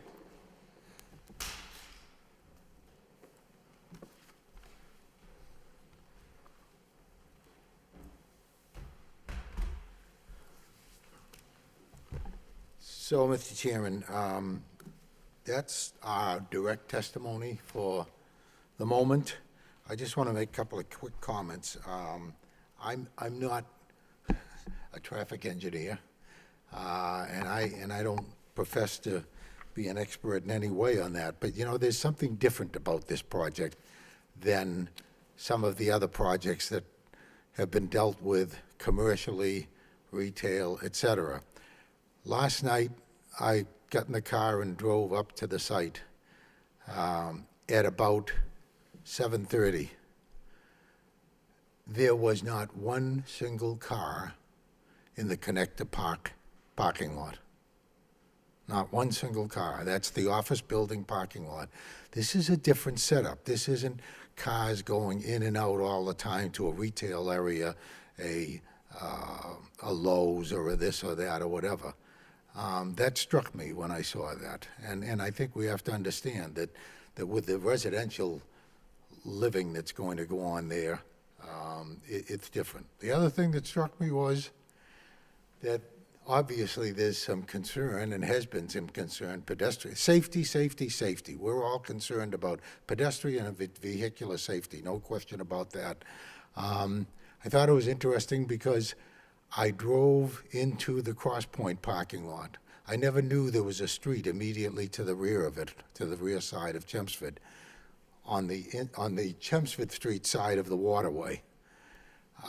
It's not a city street. It's like Lowell's Way is. If you go up to the main door, the same thing that we were concerned with people pedestrian-wise, et cetera, is a situation there as well. We are proposing what I think are a lot better things to protect that. That's why we've done this. We had, I would say, a very helpful discussion with Nick at last Thursday's meeting.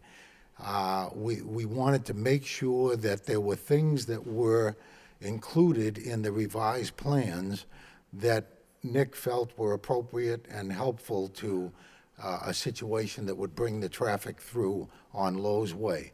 My understanding is that Nick's initial, and I'm going to let him speak for himself, we asked him to come tonight in case there were any questions and discussions. But Nick will tell you, I think, that what he did when he was looking at the situation was he viewed this as a Wellman Street kind of situation as opposed to just including Lowe's Way in there. And I think we're looking at Lowe's Way as the principal access and egress to this property. And I think that makes a huge difference if we understand that. The job is to make Lowe's Way a safe, secure place for people.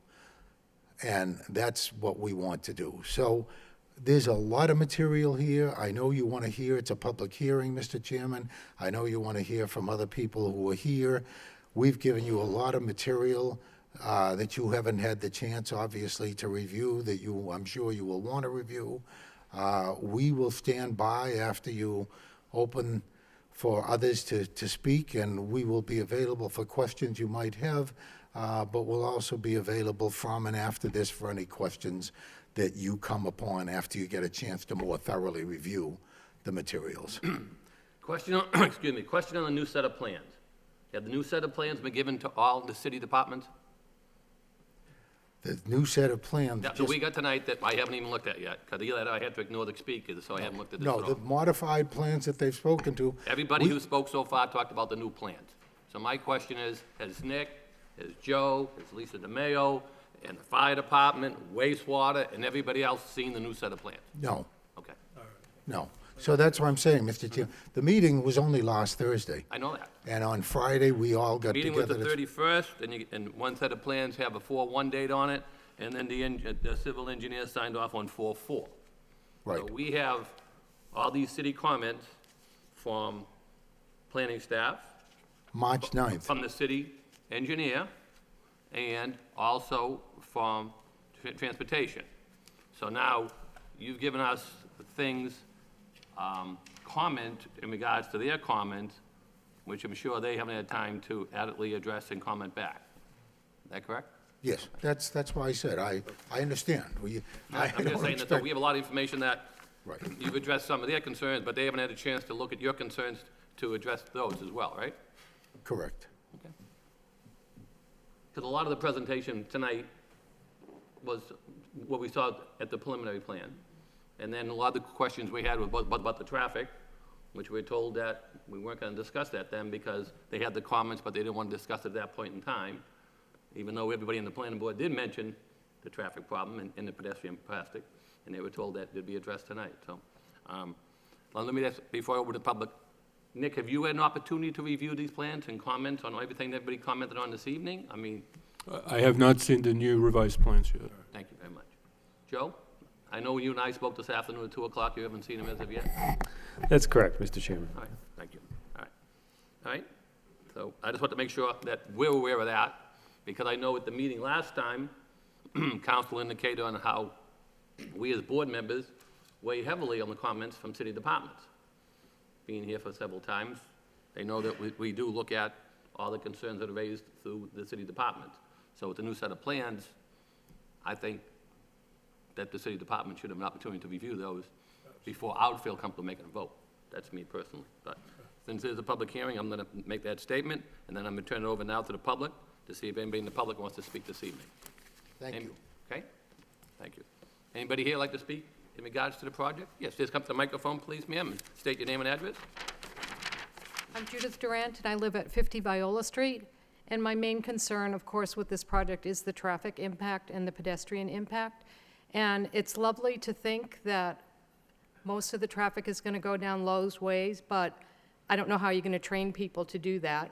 I'm also curious about the number of cars that is being discussed here. If there are 498 parking spaces, say 400 people going out to work in the morning, how we're only going to have 67, I think was the number, of extra cars during the morning rush hour and the evenings, even fewer coming home. I'm not sure how that works, I didn't get a chance to go to the meeting last week, but I know a figure was out that there were about 20 cars per hour is the impact, which that's if you take the 498 cars and divide by 24 hours, that's 20 cars an hour, and it's not going to work that way. The other concern is if there are children living there, I understand that there will be, from my calculation, 30 to 40 apartments that will be 2-bedroom, a few of those 3-bedroom. With 2 kids per unit, that could be 60 to 80 children needing to go to school in the morning. That intersection at the corner of Wellman and Chelmsford is really difficult right now. There's that little plaza there that has the Connector Cafe, a bank, Stairway to Heaven Plaza, yep. and there are not enough parking spaces in there for the number of business, so it's always backed up there at any time of the day, but mostly, especially in the morning. I don't even know where children could stand waiting for a bus. And that's a problem too with, the buses that go along there. It's only 1 lane in each direction. So the buses stop, traffic stops. And there's a backup there a lot. My other big concern is right now we have no crosswalks at all between Cross Point and Plain Street. And I haven't measured how far that is, but it's a long way to go before you can find a crosswalk. And during the middle of the day, you can sometimes find a pause in traffic and run across the street. With additional cars there, that's going to be very difficult. And I understand there's talk about putting 1 crosswalk there at that corner. Drivers don't generally stop at crosswalks just because someone's standing near one. It just doesn't work that way in this city. And I'm extra concerned personally because I have a legally blind mother who lives in the neighborhood, and she occasionally likes to go to the Connector Cafe and meet her friend for coffee. It is so difficult for her to cross the street, and it's just going to become worse with more traffic. And, she can stand at a crosswalk and hold up her white cane with a red tip. Cars don't know that that means she wants to cross the street, and they just keep going. So adding another 498 cars to our neighborhood, I think, is a little frightening. I'd like to see how that's going to work. I don't believe they're all going to just go on Lowe's Way. And that's all I had to say. Thank you very much, ma'am. Ma'am, before you go, can I ask you, you had mentioned the buses stopping. Was that on Chelmsford Street? Well, buses do stop on Chelmsford On Street, Chelmsford yes, Street. going towards downtown. And when they stop, they pick up school kids, they pick up adults that are going to the Kennedy Center or the Gallagher Terminal, and they have to stop and stop traffic because there's Okay. no place for them to pull over. Thank you. Yep. Anybody else like to speak in regards to the project?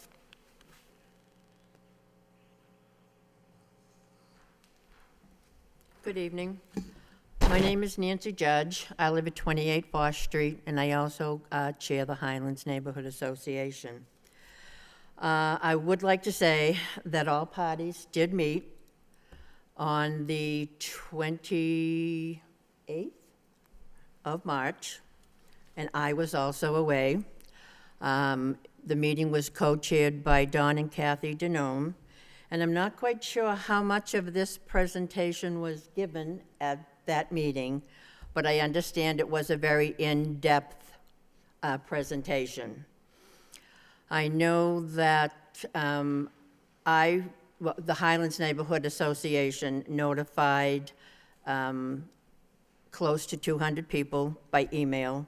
I also mailed approximately 70 notices to those people in the immediate area. I'm not quite sure how many people attended that meeting, but I understand it was fairly well attended. I know that the biggest concern from most was, yes, traffic. But there again, I'm not sure what we're going to do about that. But anyways, I'd like to thank all parties for getting together with us and doing a terrific presentation. I guess I'm going to have to leave the approval up to this board. There were some opposition, and very little opposition, and I think most of it just came down to traffic. So I'm going to leave this in the hands of this board, and I know and they're good hands. So I wish everyone well. Well, thank you, ma'am, we appreciate that. Okay. Anybody else like to speak in regards to the project?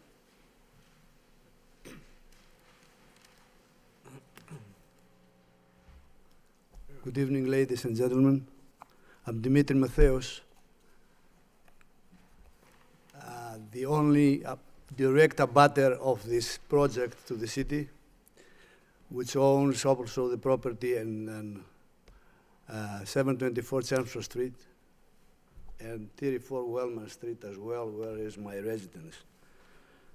As I mentioned, I have witnessed this part of the city being gone up and down many times during the last 45 years that I live in this property.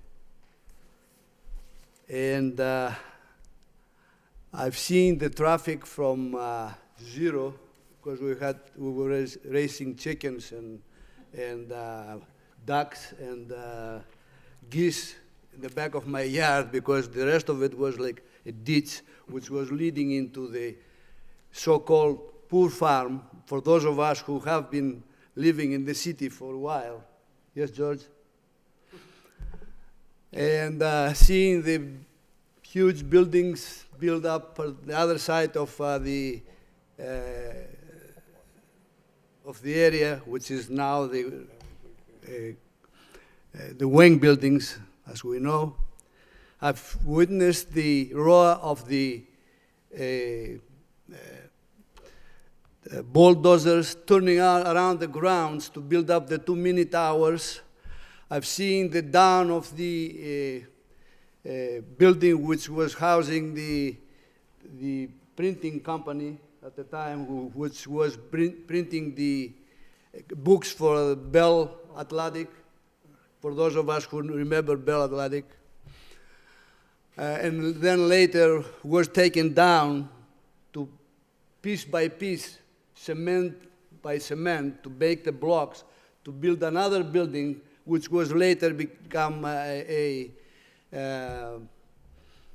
company from India who made components for computers. And then, of course, the latest, who our beloved George brought to the city, the big project, which happened to be across from me. As I said in my remarks previously at the last time when this application was presented, I was not for or against the project. As a matter of fact, I believe this city needs more business. More business-oriented companies to bring in work for the people. My greatest fear, as I mentioned last time, was that if this would be a subsidized project, and I would like to find out if a study is made of what percentage housing is currently vacant to the city. If someone here is able to tell us, so that we finally make our mind of what we're looking, what direction we would like to take this city. So, I like to know the condition of the Section 8 or any other subsidized housing exists on that building. And if it does, how can we make sure that this isn't going to be another public housing project? That's my number one concern. Now I'm speaking as a citizen and a taxpayer who is also concerned about the well-being of our city. I have to commend Mr. Elidis and the members who worked so hard to bring this project into light, and it looks like, at least in principle, it looks like at the outset, it looks a great building. However, I have to also commend the job that was done by the planning and development people who so diligently have worked and found out the many questions that I personally had before I got the report at last time, and found out that they did agree with my thinking of how this project will be completed with no entry whatsoever. From Wellman Street, they only have 40 feet of frontage. The rest of it is an extension of Wellman Street. From the other side is about 500 feet away from what's the name of the street on the other side? Industrial Avenue, which ends at the beginning, actually, of the newly divided project that was Lowell's project, which so well was supported by the city funders, and it was initiated, and it was a good project. Now, I do have a concern, the same concern that this was created by, or given to me, or feedback to me from the board. The issue here is not how many cars they will be coming out of this project and how they will get in and out. The issue to me is, again, the safety of these people and how we will even if one person gets hurt, one person in the life of this project gets hurt, this is a positive, a negative point to this project. So, from what I see and I heard very carefully tonight, and I'm happy to hear that some provision was made and some discussion was made amongst the people involved in the project and also the city planning board. But at this moment, I have no idea exactly what took place. I leave up to the fathers of the city, you people, to make this final decision if the appropriate measures were taken by the applicants and if all of this is to benefit our city.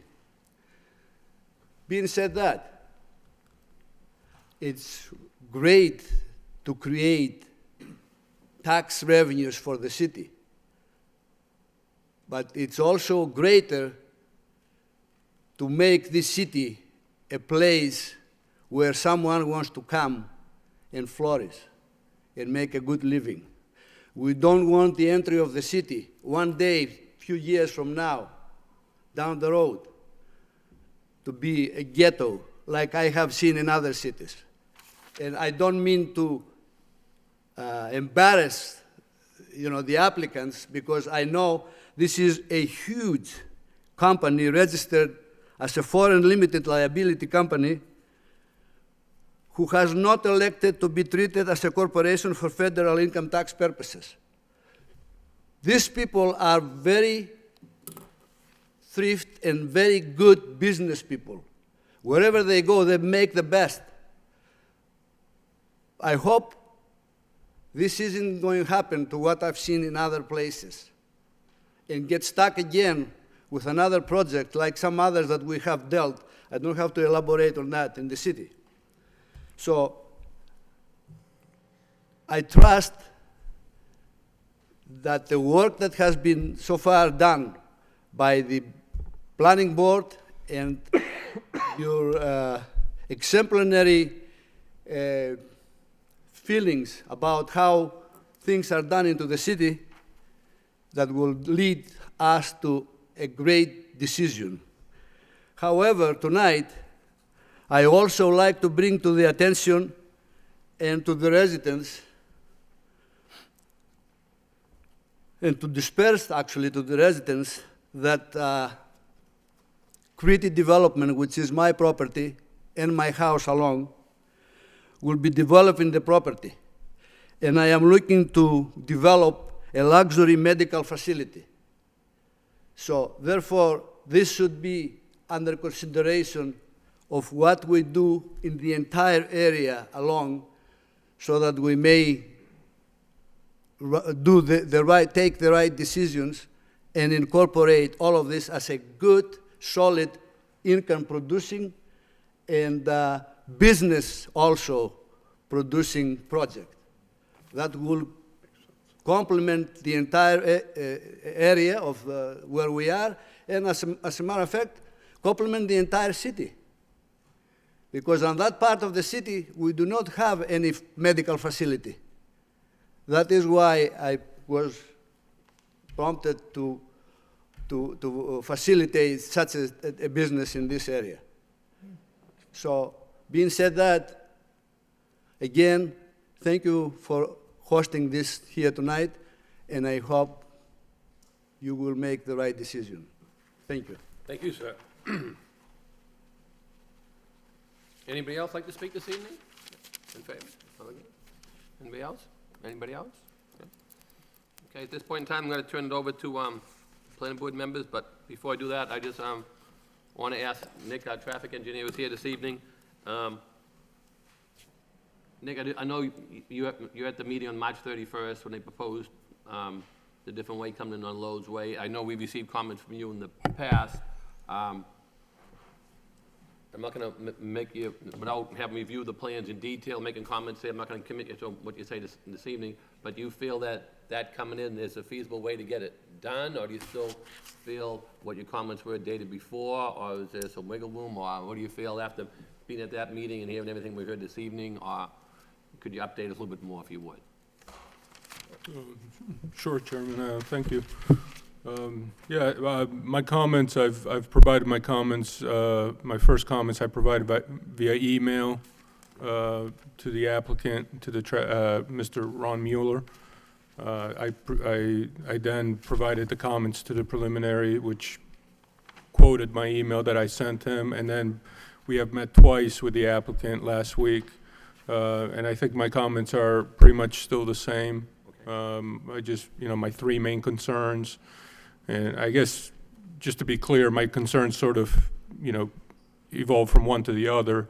My main concern is the network connectivity, meaning right now you have two public streets, Wellman Street and Lowell's Way, that terminate, without a cul-de-sac, they just terminate into private property.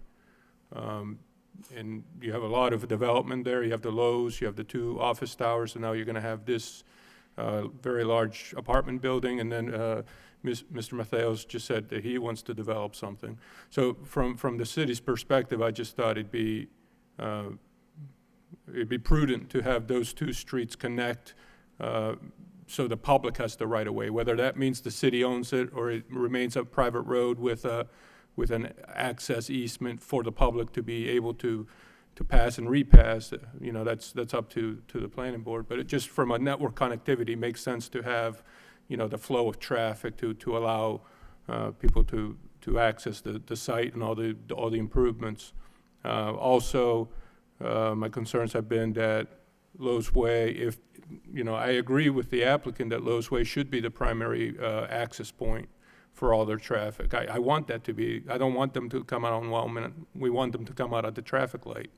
You feel they can handle it better with the traffic light there and everything else going where they're coming in and Right, out that way? I feel it's better for all the traffic to go down Lowell's Way to the traffic light where it can be handled more safely than at unsignalized intersection at Wellman Street. So we want more traffic.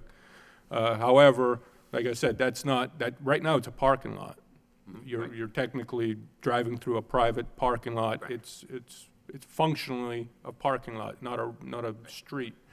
So, what my comments, and also Lisa DeMille, the city engineer, backs me on this, is we want to have that be more of a roadway, not having cars backing in and out of it, and, having ADA compliant crosswalks and also a sidewalk on at least one side.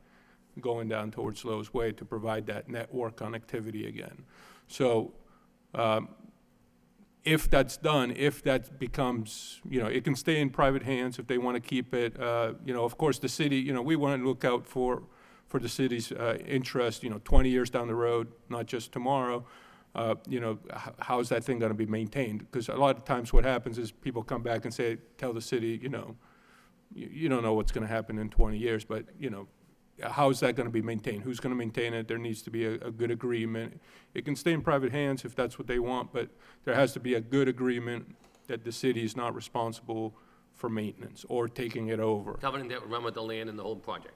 Right, I mean, Covenant that would be binding to run with the whole project for Right. future interest. Right. so whoever buys those towers in the future, Boom, you they're have to bound by it. maintain it. So functionally, we want it to look like a street, we want it to function like a street, so traffic goes down towards the intersection, the signalized intersection.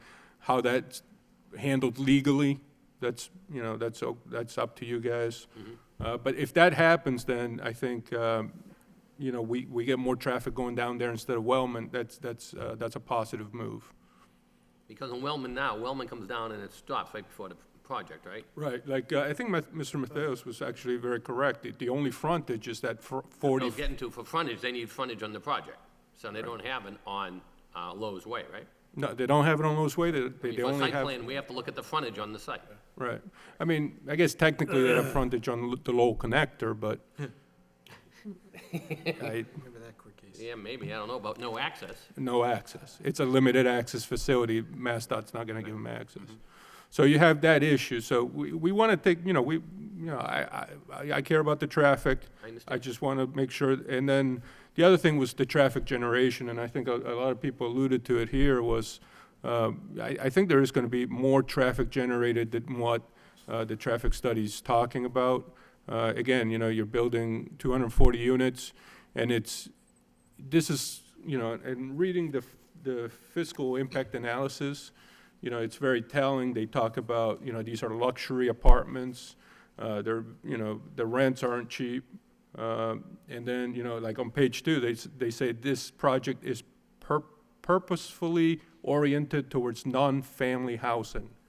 And then on page 5, they say there's only going to be 2 kids in the whole development.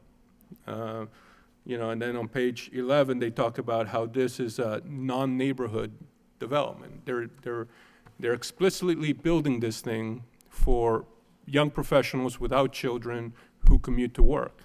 Therefore, the traffic generation is going to be higher than an apartment building where you have people that work at, Wendy's part-time, or, are unemployed or underemployed, or are elderly, or have children, so they stay home. So from a traffic perspective, I think the traffic generation is going to be significant. This is definitely being built as a commuter, easy access to the Lowell connector, Route 3, 495. You can access all the regional job centers. So I think the traffic generation is higher. But again, we're trying to get all that traffic down Lowell's Way. And if those, if we decide, and I think I have to look at the plans that they just submitted, and, but then, I think Wellman Street, we definitely want some crosswalks there. I think that's a good improvement.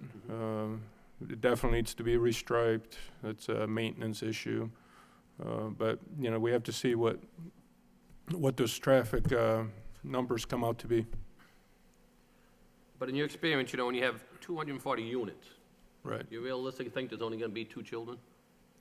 Well, again, they're targeting this, I mean, if you look at the rentals, I mean, they can target to that set of people, Right. but then if somebody else comes in and they want to buy it or rent it or whatever, they're going to Right. say, no, you're not allowed because you might be having a child in the future? I think that's against the law to not allow That's children. discrimination, we call it. Yeah. So I think, yeah, like I think the demographic they're targeting is those, dual income, no kids, young professionals. So, I mean, yeah, there definitely could be kids there. Yeah. And logistics is how do you weed that out, or you let the people in, then you tell them that you can't have children. No, I don't think you can do that. And again, I don't want to get So into what, So I'm saying, so when you have 240 units, right.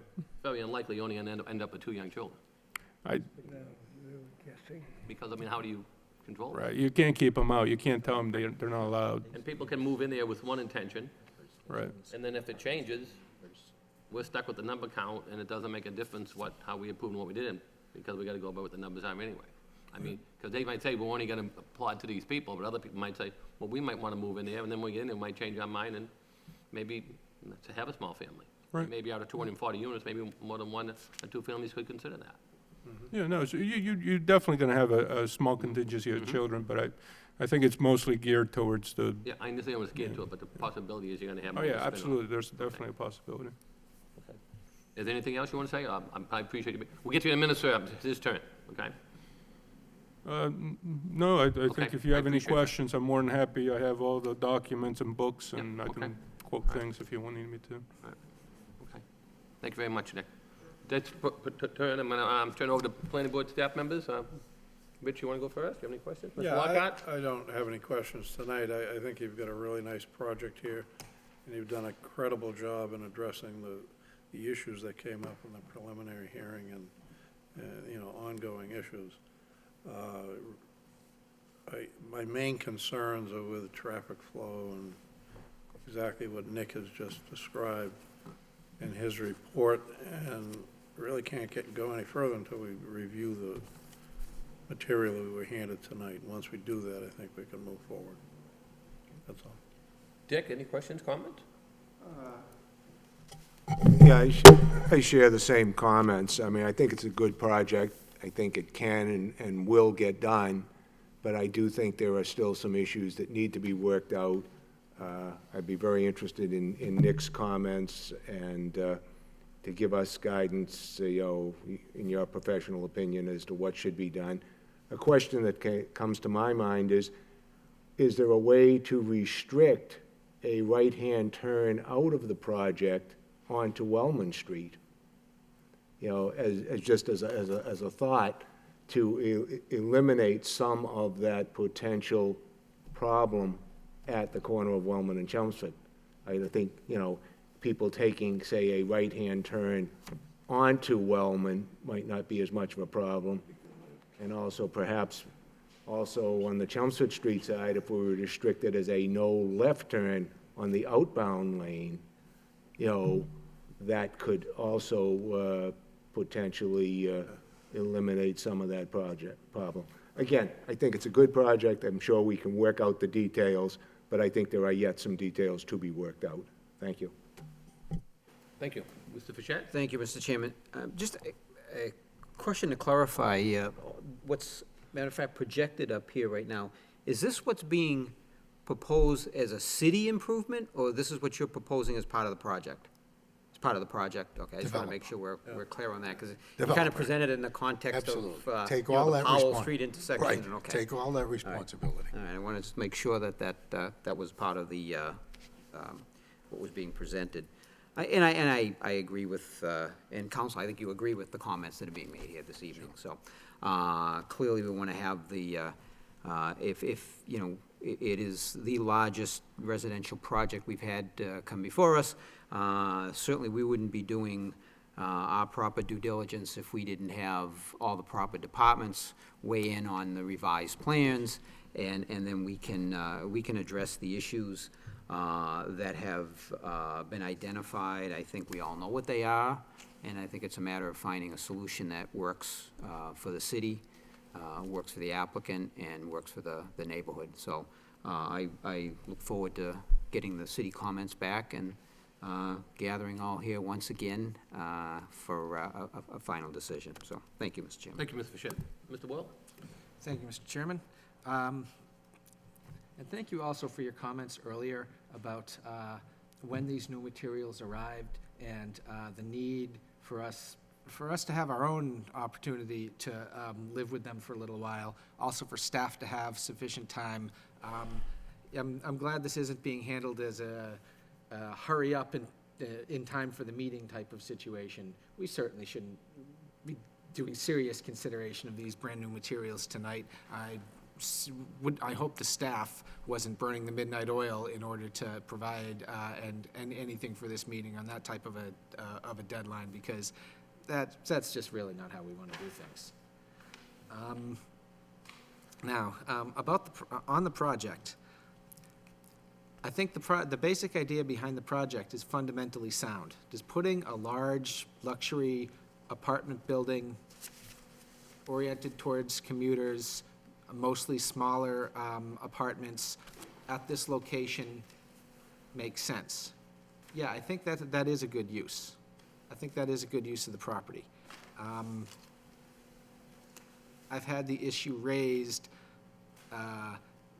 we're building a residential project on our HRC land, a little more residential incursion into commercially zoned land, and that is something that we ought to keep in mind.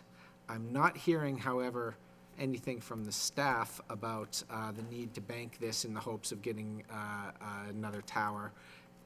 And I think that's probably appropriate. They're not banging down our doors to build another office tower. And I don't think that anybody's anticipating that they would be. And if somebody wants to come into Lowell and build 100,000, a couple hundred thousand square feet of office space, I think we'd probably want to steer them downtown, steer them into the jam area. So I feel like this would be, you know, in the large conceptual level, this is a good use of the land. In terms of the fiscal impact, because we do count on our commercial land to help with our tax base, I do feel confident in the numbers from the fiscal impact study, as they are. Correct me if I'm wrong here, Joe, but I believe they are based on school department numbers, which were in turn based on a study done by Planning and Development back when they did the previous comprehensive master plan, which came out with these estimates for the number of school children put into the city schools, looking at different types of residential development. Not every residential unit puts, on average, the same number of students into the schools. Your large lot, large single-family home is going to put the most, to the point where building one of those is probably a fiscal burden on the city. Whereas your smaller units, your rentals, smaller numbers of bedrooms put fewer. And this is certainly something that's going to be down at the lower end. So I do feel, and especially, you know, the law of big numbers, where we're talking about 240 units, you know, in each individual unit, you can certainly have an oddball. You could have one small two-bedroom unit which puts 3 kids into the schools. That's not unthinkable. But if you have if you have 100 small two-bedroom units, you can feel very confident they're not going to all put 3 into the schools. That average will work out. So this is a big enough project that I feel we can be confident about that number of kids being put in schools, not departing all that much from that average. I also feel like, looking quickly at the plan for the roadway, I feel like that, in the big picture, is conceptually sound. You're turning it into something like a city street. You've got parallel parking along it. You have a separated, but still you have a sidewalk that goes along it, at least along your part. And, you know, appropriate crossings, you know, as if it's a city street, people trying to get across the city street. And it does need to be planned that way, given the volume of the traffic. Given the volume of the traffic, I still take Nick's warning very seriously. I feel like these estimates, these traffic estimates, are too low. But I ask, let's say they are too low. Let's say let's say the true number of cars using Lowe's Way in the morning, the true number coming up Lowe's Way in the evening is twice as many as estimated during that peak hour. What kind of difference is that really going to make? That intersection is already signalized. There aren't driveways coming out onto Lowe's Way or other streets that would get backed up, that would get blocked. You know, how far back would we expect the queuing to be? So what the implications for that extra traffic generation I'm not sure what they are, but I would like, I would appreciate it if the city could take a look at that. Maybe there's some issues with the timing of that traffic light, maybe not. If there are, I would certainly think that would be something appropriate for the applicant to provide some consideration for. But, on this issue, I do feel like we should be using larger numbers, but I'm not sure that even the larger numbers would really matter all that much. The Wellman Street, the traffic being generated to go out to the Wellman-Chelmsford Street intersection, I think that's liable to be larger than is estimated too. But at the same time,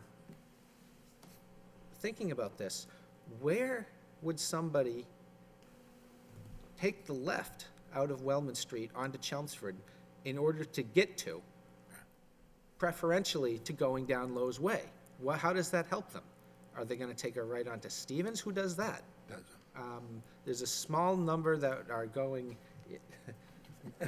Well, right. But if you're coming from this location, would you take that? Would you? Is there anybody likely to have their morning commute involve taking that left and then taking a right up Stevens? Maybe a little bit to go into Chelmsford Center, but even then, I think going down the Lowell's Way and not having to deal with that left we wouldn't so much have to train people. I feel like that was very likely to do on their own. Would you agree, Nick? I think some people would turn a left there to go down Chelmsford Street to the Route 3 interchange. To the Route 3 interchange as opposed to getting onto the Route 3 Instead of going down Lowe's, taking a right, then taking a left at the light because there might be more traffic. There's, people coming into the towers. So people, if traffic was big enough, people might say, well, the heck with it, I'm just going up to Wellman, taking a left out. Wow. So I guess the question there would be, would we anticipate that being enough of a problem to warrant signalization? Well, again, I think, Jim, the signalization needs to be warranted, and we probably don't have enough traffic to signalize a signal, but it could generate other issues where we might want to maybe think about no left out of Wellman. And that way, again, force everybody to come down to the intersection because there's a signal, it's safer. It might, it might make it worse, but I think it has enough capacity.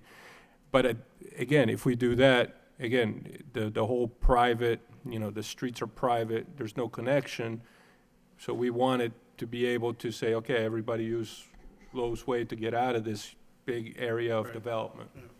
But again, that's just an idea. But That's interesting. Yeah, I'm really more raising the question here than expecting for you to take back and chew on for a little while. I don't really need answers tonight.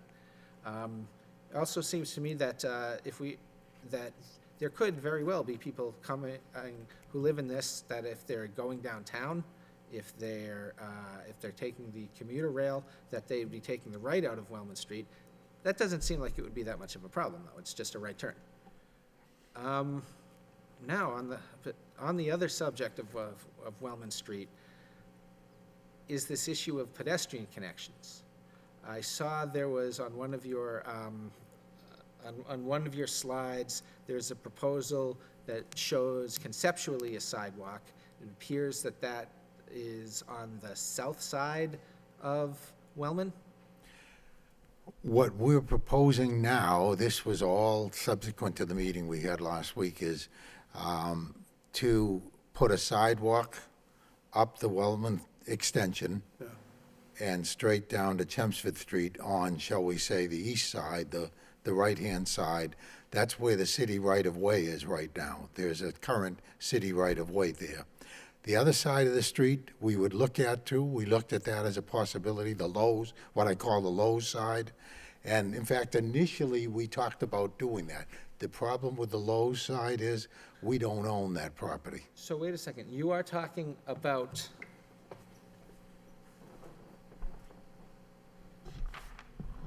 you're thinking of the sidewalk going on this side, not this side.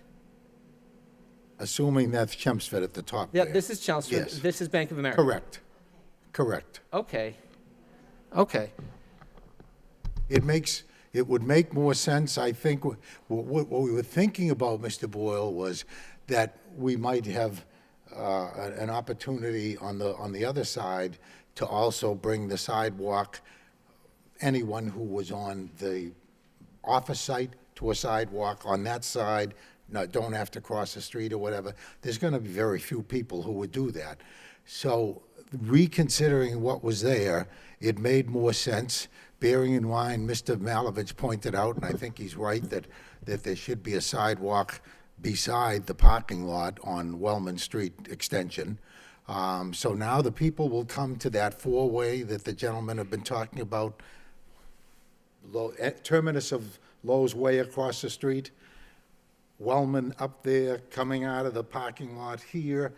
They're going to be able to walk and go right up the street on that side and never have to cross the street, and school kids, for example, and end up right at the corner there. So it makes more sense. The problem, of course, is, I hate to use the word problem, we have not had this discussion, but we would need the city to assist us. We would pay the expenses, but to assist us in whatever, giving us an easement for the sidewalk in that area. That's one thing we haven't, this all came about since our meeting. So the one thing we want to do is talk to the city about sidewalk east side of Wellman Street. Okay. That's, I believe, actually the north side of Wellman Street. Wellman Street runs east-west. So it is the north side. Good. Good. The slide I saw earlier, it appeared that you were proposing it on the south side, and where your crosswalk there is on, your Chelmsford Street crosswalk is linking up to the south side, but, I definitely think the north side makes more sense. Once again, thinking where are people gonna go? You come out of Wellman, you start walking left to go where?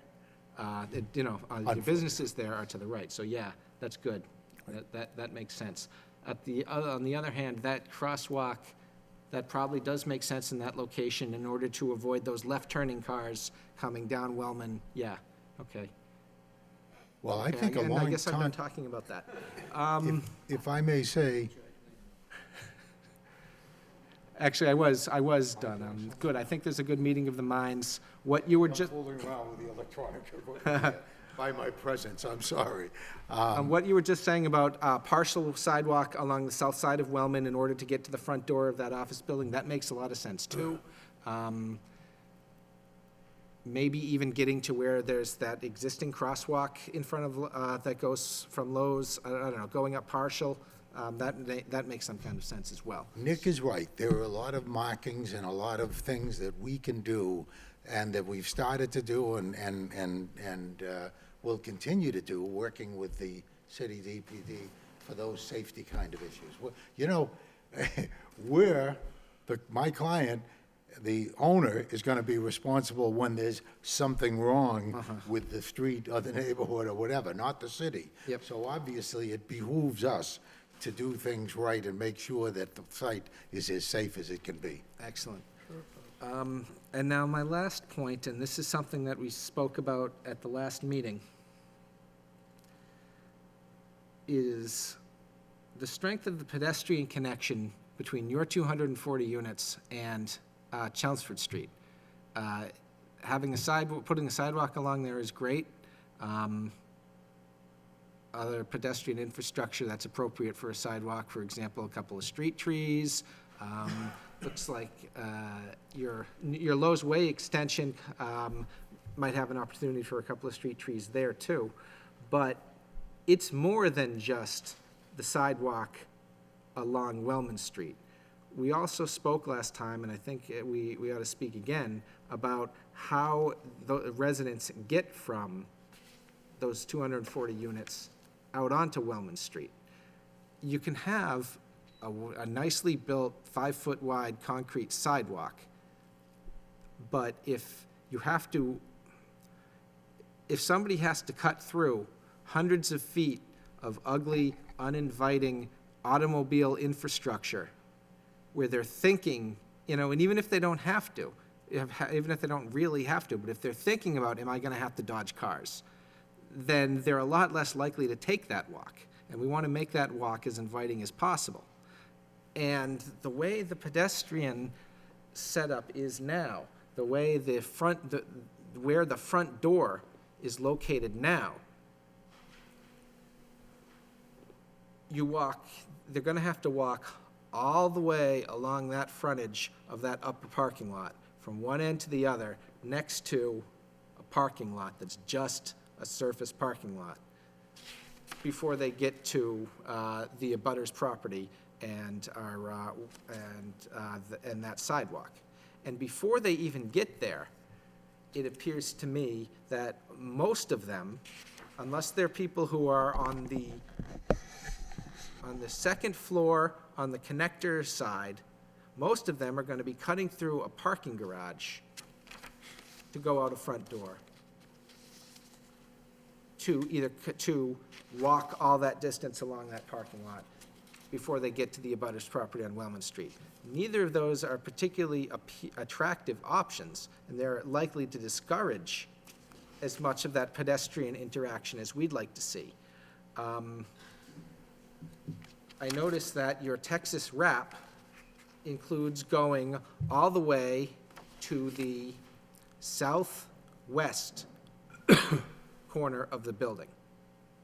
Okay, you'll have indoor space and an aisle, a hallway even, that appears to go all the way to the end on the corner of the property that is closest to Chelmsford Street.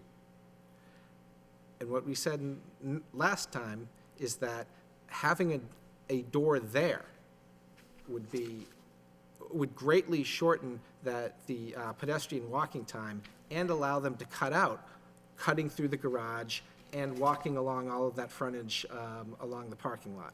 I understand the preference in the industry is to have that one access point, but I wonder if it would be possible to have an exit-only door there and have a second stairwell, or I wonder if it would be possible for that whole front door, that common area location, to be moved to the other side of the building.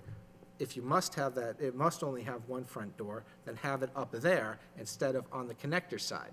I don't think it's so important for your front door to face the connector. I think it's important to have a front door, a convenient front door, that faces Lowell, that faces the neighborhood going up Wellman Street.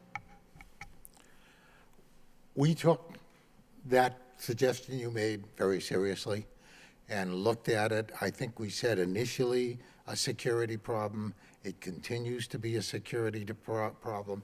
It would make us do a huge amount of reconfiguration there. I'm not going to say, no, it's impossible, and I will say we'll take a look at it again to see if we can find some solution to what you're suggesting there.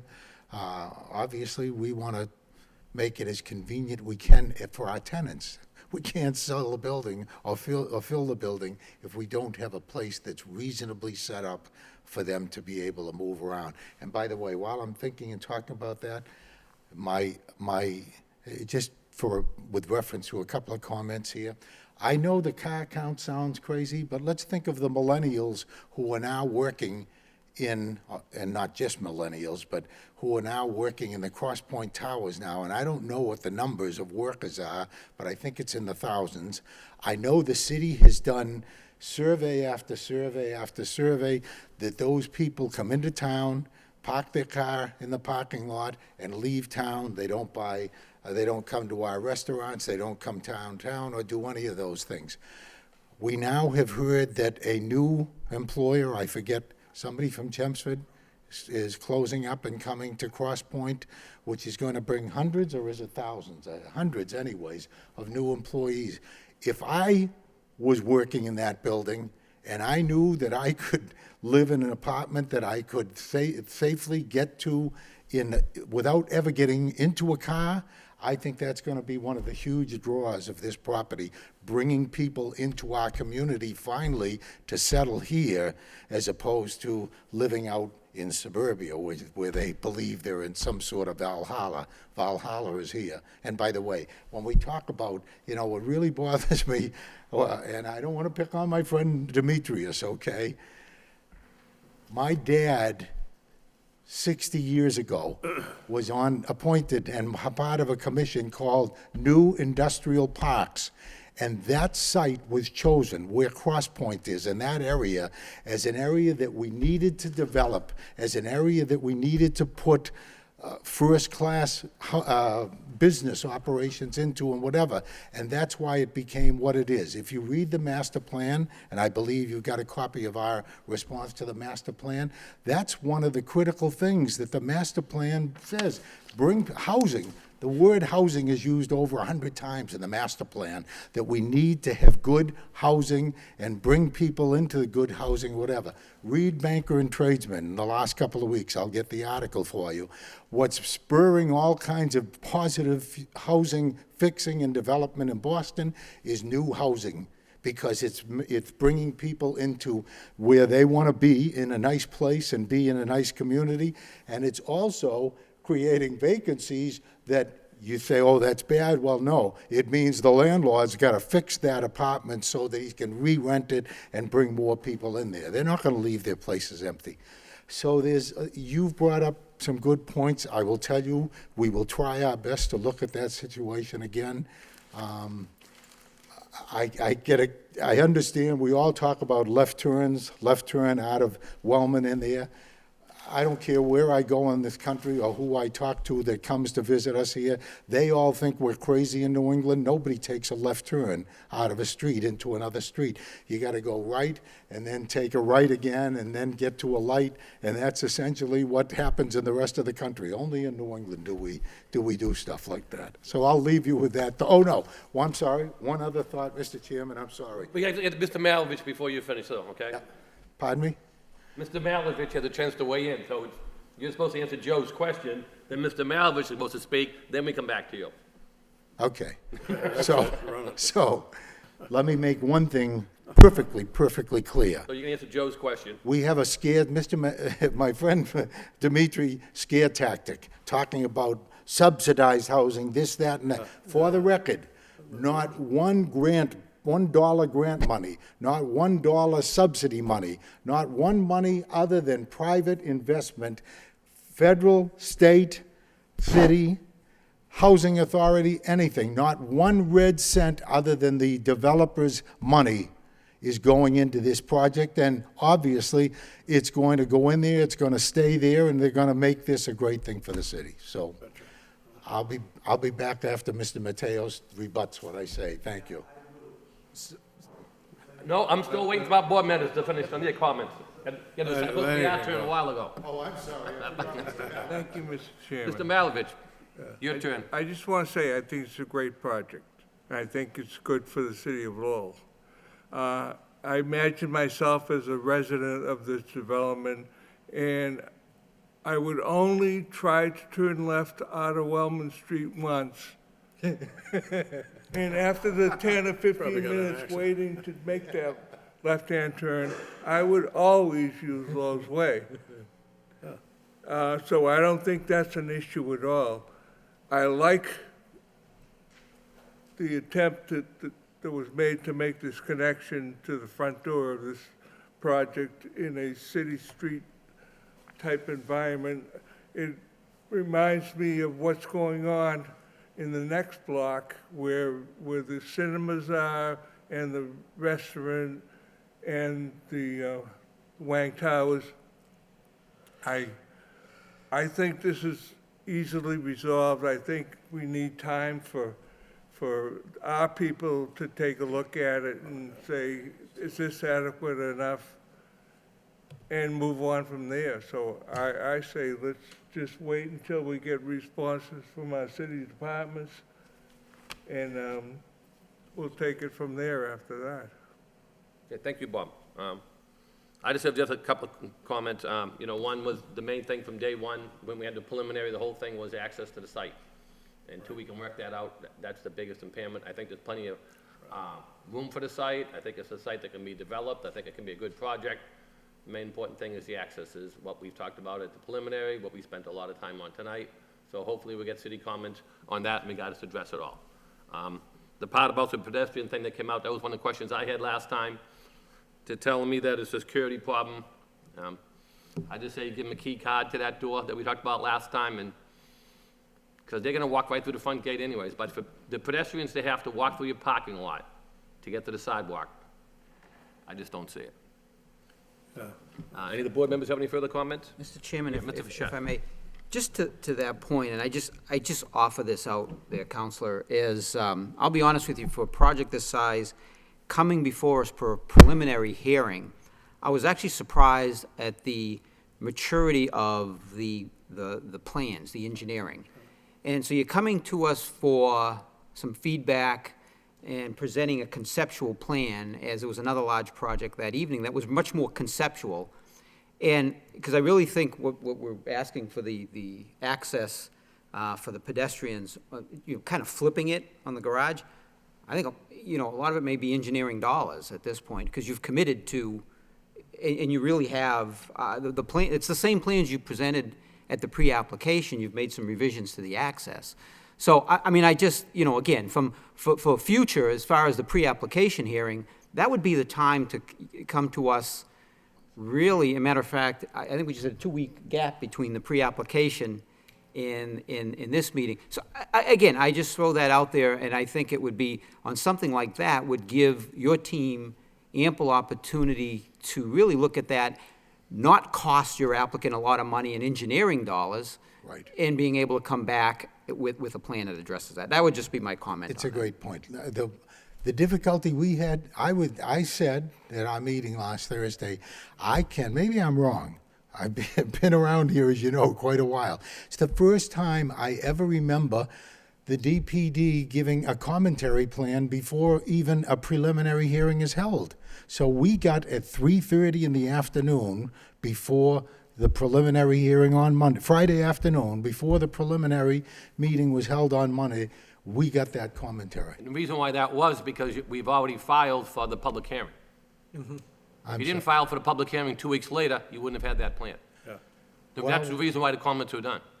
Because you've already put in for the public hearing, so DPD and Nick and them did their due diligence, want to help us out as much as we can, and since you already gave a date, the public hearing, they get their work done quick and had it, so you can consider that. And So that was a benefit for you. And I, no, For all the hard work they did, instead of coming in at the last minute, the end of the evening, and giving us all the plans. and I agree with you 100%. The problem was when we contacted Nancy to try and have an earlier, Yeah, I'm just saying, that was a benefit to you, to have it at the pre-app. You were blessed by having that, in my opinion. I guess you could say that. Yeah, absolutely. Any other developer would have said, thank you very, very much. I got the whole other guy's playbook right in front of me. I'll take it Ready to that go way. with it. I'll take it that way, Mr. Chairman. That's the way I looked at it. because I said, you guys get the playbook ahead of We're time. willing to work as long as But you put it- in for the public hearing, so they went right to work and got the work done. Yeah, we're willing to work as long as it takes I to mean, make this to happen. honestly say you live in a far-right unit, and I have to go all the way across my unit, down, cut through the parking garage to get out, because it's a severe Way back. security problem. Yep.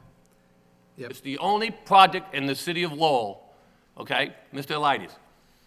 Mr. Elides, I know you disagree with me, it's the only project in the city of Lowell where you have to pass through a parking garage, okay, with this number of units, with all this land, not being downtown, I understand if it's downtown, with all this outside land, that you can't find one access card door to let the pedestrians out to get to the walkway. I mean, we can put all these pedestrian walkways in, all these crosswalks in and everything else, but the guy who's on the far right corner, over by your wetlands and over by your sand pit, can't get there until he goes through the parking garage. There's also a height problem there too, so, also but what? we're gonna, there's a height in the, it's downhill. I know all We're about gonna, height. we're gonna look into that too, Yeah, but yeah. that's part of I it. mean, you know, he said there was a door here, you go out for an emergency, but we can't let people go out to take a walk. Okay, that's the only comment we have. You don't have to agree with us. I think actually, Mr. Frischel, it's a great point, and actually in relation to Mr. Boyle's point earlier about the front door of the project, whether it should be on the west side or the east side of the project, I think if we're really talking about Lowe's Way as the primary access to the site, leaving the front door in its current location co-located with the entry to the garage is important for the project and also for addressing Lowell's Way as kind of that access point. I think the challenge that we'll be faced with, not necessarily in terms of re-engineering the project, is the differential between the elevation at that portion of the garage and the elevation of the grade itself. So we'll have to look creatively to figure out where those points are. Right now, we've identified a common point to cross into the garage for vehicles and for pedestrians on the lower side of the site. But, we can do the same thing looking back again at the upper part and see if that's maybe a way we can try to address that concern. Good. Thank you, sir, I appreciate that. I just want to make sure that Mr. Frichette's excellent point is understood in its entirety. Purpose of our preliminary meetings is to make sure that if there's something that really should change, not just, a minor change of how something is looked or a door is moved or something, but something that can significantly alter how the thinking goes into the project. The purpose of these conceptual meetings is to allow the applicant to find out about that and design for it prior to investing all of this time, all of this design money into the engineering. And so as a result, the concern that we've spent a lot of money on engineering and now we'll have to spend more money to re-engineer that would matter to me a great deal if we were already into the actual zoning permit, and then a big change like that would require a lot of engineering. But to hear that, but that is not a good argument, is not a strong objection, and is not convincing to me as a response to something that was raised at the conceptual meeting, the preliminary meeting. I hear what you're saying. If you look at the date of the commentary from DPD, March 9th, we got it on the 19th. No one told us anything about it, just received 3:15 in the afternoon by email. So they obviously knew those concerns on the 9th. I don't want to pick on them. I want us to go affirmatively forward. That's what I want us to do, but I want you to understand, we don't slough. I mean, I don't know, I'm going to tell you now, I don't know of a better set of plans and presentation in all the years I've been in this business than what was put together and what was done for this project. It's not like no work's been done. Oh, absolutely. In fact, I think I'm saying quite the opposite. I think that maybe some of that work, some of what was no doubt expensive work, might have been smarter to hold that off until after the preliminary hearing. We only submitted, the plans that were at the preliminary hearing were the plans that we submitted with our original application. Yes. We heard nothing after that, until we got that email at 3:15 And that Friday. I think that might be the problem. Doing all of that engineering before you come in for the preliminary, that really kind of defeats the purpose of having a preliminary. And because as you see now, this might be a rather substantial engineering redo at this point. But oh well. They tried to be ready. Thank you, I'm sorry, Mr. No Chairman. problem. So what's the request of the board? Mr. Chairman, I'll make a motion to continue. Oh, Mr. Chairman, I don't know. Oh, yes, sir. I'm sorry? Can you, microphone, please?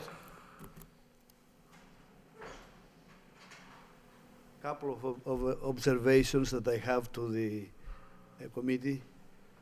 What is the possibility of putting a set of lights in the front of Wellman and Chelmsford Street? That's one. Very nil. Very nil. That was already- Not gonna happen. And second is, They agreed no, he agreed no, it doesn't warrant under the state traffic count. So the answer would be no. secondly, I would like to request, since this just came about tonight, I like to see the plans of the walkway that is engaging, as I heard, in front of all of my properties, all the way to Chelmsford Street. Okay, go to planning staff, they'll have a set of plans, when the applicant gives them to me, go to planning staff at any time between 9 and 5, and they can show you a copy, sir. Thank you. You're welcome, sir. Okay, now get back to Jerry, I'm sorry. Mr. Chairman, before I make the motion, can I ask one question to the applicant? In light of some of the issues, and I know you've presented items here this evening, we've talked about one major concern with egress from the garage. If we continue this to the 18th, which is just 2 weeks from now, is that something that you think you would have adequate time to address? Gentlemen, 21st. they're saying yes. Okay, okay. So having heard that, we'll make a motion to continue to the April 18th Planning Board meeting. It's 21st. Is it 21st? Thursday, yeah, Oh, Thursday, holiday. because of the holiday, yes, I'm sorry, to the 21st. So you want to make sure you get the plans all to the city department head, so they can give comments to us. And then if That's you don't fine. like those comments and you want to rebut them, you can let us know. We'll be dealing with them right away. I'll second the motion. Okay, motion's made to continue till April 21st. That's that Thursday night, Attorney Elides, because that Monday Yeah, holiday, we're off. Thursday. That's fine, I'll be around. Okay.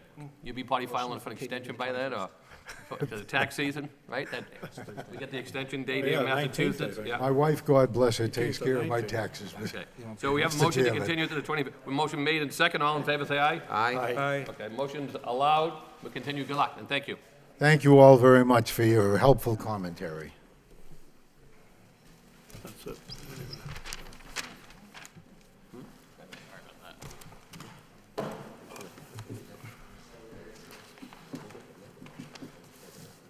Sure, yeah, help yourself. So they can hang on to the vote.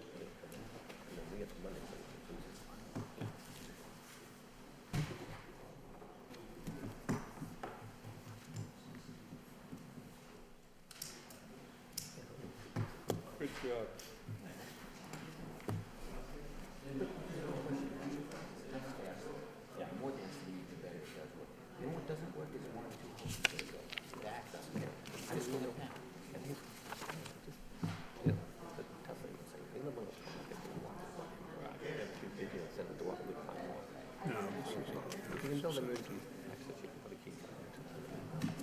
Oh, boy, good project.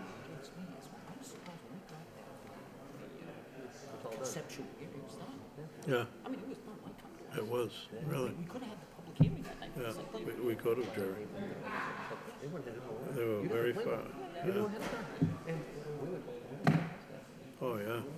It was all there. All right, let's get this done. Thank you very much, Nick. Thanks, Nick. Okay, moving along, the next project is 374, 386 Chelmsford Street. This is a site plan review.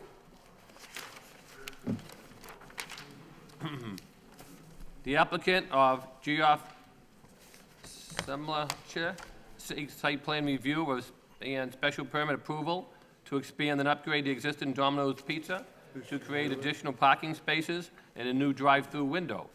The proposed project is located in the Regional Retail Zoning District. It requires site plan review under section 11.4 of the Planning Board and special permit from the Zoning Board of Appeals under Article 12, Table of Uses. May we hear from the applicant, please? Yes. For the record, my name's Jack Sullivan. I'm owner of the Sullivan Engineering Group. I'm the project engineer. As the chairman stated, this project's at 374, 386 Chelmsford Street. It's directly abuts the Burger King. And the owner's looking to expand the existing facility to a 2,200 square foot facility. There'll be 36 parking spaces. He'd like to have it's not really a drive-through window, it's a pickup window to service and potential purchases of his product. And what we're looking to do is consists 2 parcels of land, one where the existing building sits and a vacant piece of land. We're looking to combine those into one parcel. And what we're looking to do is have, there'll be 2 curb cuts for this project. There'll be an entrance and exit on the southerly side of the project. And then we're looking for, there'll be a one-way exit point on the northerly curb cut. That's the existing curb cut for this project. We did do extensive landscaping design on this. There'll be concrete sidewalks.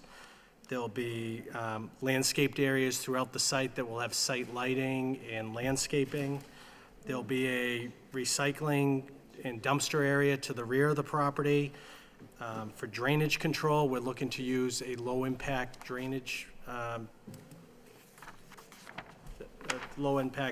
system of porous pavement. We didn't want to get into catch basins, storm scepters, infiltrators, but this entire site would be porous pavement. There'll be van-accessible parking spaces, ADA spaces, and so the board knows we're in front of the zoning board next week. When we submitted this project to the city, they said the threshold, since this is 2,200 square feet, it cannot be considered a carry-out restaurant anymore, so we have to go to the zoning board. Next week, they, based on their review, they said 48 parking spaces is required for this project. So we'll be going for relief next week with the zoning board. Jack, what's it considered then if it's not a carryout? What? I think since it exceeded and maybe, Since it exceeds 1,500 square feet, that's our threshold to be considered a takeout restaurant. It's considered a full sit-down restaurant. Okay. So the parking requirement drops way Are there more any restrictive. seats? Are there tables? there will Yes. be tables at Oh, okay. at this, yeah. The addition that they're adding is for tables, but it'll be, I think, somewhere between like 45 to 50 seats. Okay. Oh, okay, that's reasonable. And I just wanted to say one quick thing on the pickup window. It's not like your conventional drive-through like at a McDonald's, Taco Bell, Wendy's. This is something where people, if they call in, they'll pull in and wait. It'll almost be like the Outback restaurant where they'll come out with the pizza when it's ready, or they order, there's a Domino's app where they can order from their phones. It'll trigger when their pizza's ready. They can pull up to the window, pick it up, and continue. So this isn't gonna be a typical drive-through where someone comes up to a window, orders, and sits in line. A queue develops. We don't see much of a queue developing with this type of scenario. We actually received some comments from the fire department. There's some concern with site circulation, getting to an apartment building that's owned by the same owner as this site on the northerly side. We haven't really looked at that and to address it, but we wanted to have this hearing tonight with the board to see if other department comments were generated, get any feedback that we can from the planning board, go in front of the zoning board next week, and then look to come back in front of this board and hopefully address any of the concerns. And depending on what sort of department comments we get back, we might also look to schedule a meeting with the city planner and any other departments and try to come up with some solutions to any questions that might come up. Wherever they can, And I'll turn it over to the board for any questions that they might have at this stage. Yeah, we'll just read a couple of things, Jack, that we got from staff in regards to the fire department, that there was some concern with, let me think. now I'm talking about the fire department. Apartment building in the back of it. There's a fire in the driveway. What was they saying? Did you? I'm gonna take a look at, we have a couple emails here, let me make sure I get the right one. 10.5 feet for some arborvitae here. I think they could keep them in their own little driveway, you know? The vehicle this is from staff. The vehicle congestion associated with a drive-through corridor and a one-way restriction has the potential to impede fire apparatus placement on two sides of the building. They'd like to see the plan improved. That was from the fire department. Then they gave us a new, what was that dated? Although staff says, we received conflicting comments regarding the proposed addition of expanding on Chelmsford Street. The Development Service has not received an updated plan. We recommend the board continue the matter so we can properly review the relevant city departments. Then the Lowell Fire Department, after taking into consideration the proposed site, the overhead photo of the area, fire prevention has significant concerns regarding the fire department with access to Chelmsford Street. Well, 368, yeah. Cooking. I think I also saw here, Jack, and something, was it a, oh, okay, okay. There was, the driveway should be a one-way and counterclockwise direction, just like the neighborhood fast food restaurants. The reason is to have fewer conflicts with the neighborhood access points and less opportunities for conflict with the flow of traffic. The parking spaces can then be angled parking with the reduced size of the parking lot. There was also a big issue regarding the neighborhood apartment building, which has a parking lot with the sole access through the Domino's parking lot. Correct. Yeah, This is a highly unusual and undesired condition for reasons of safety and zoning.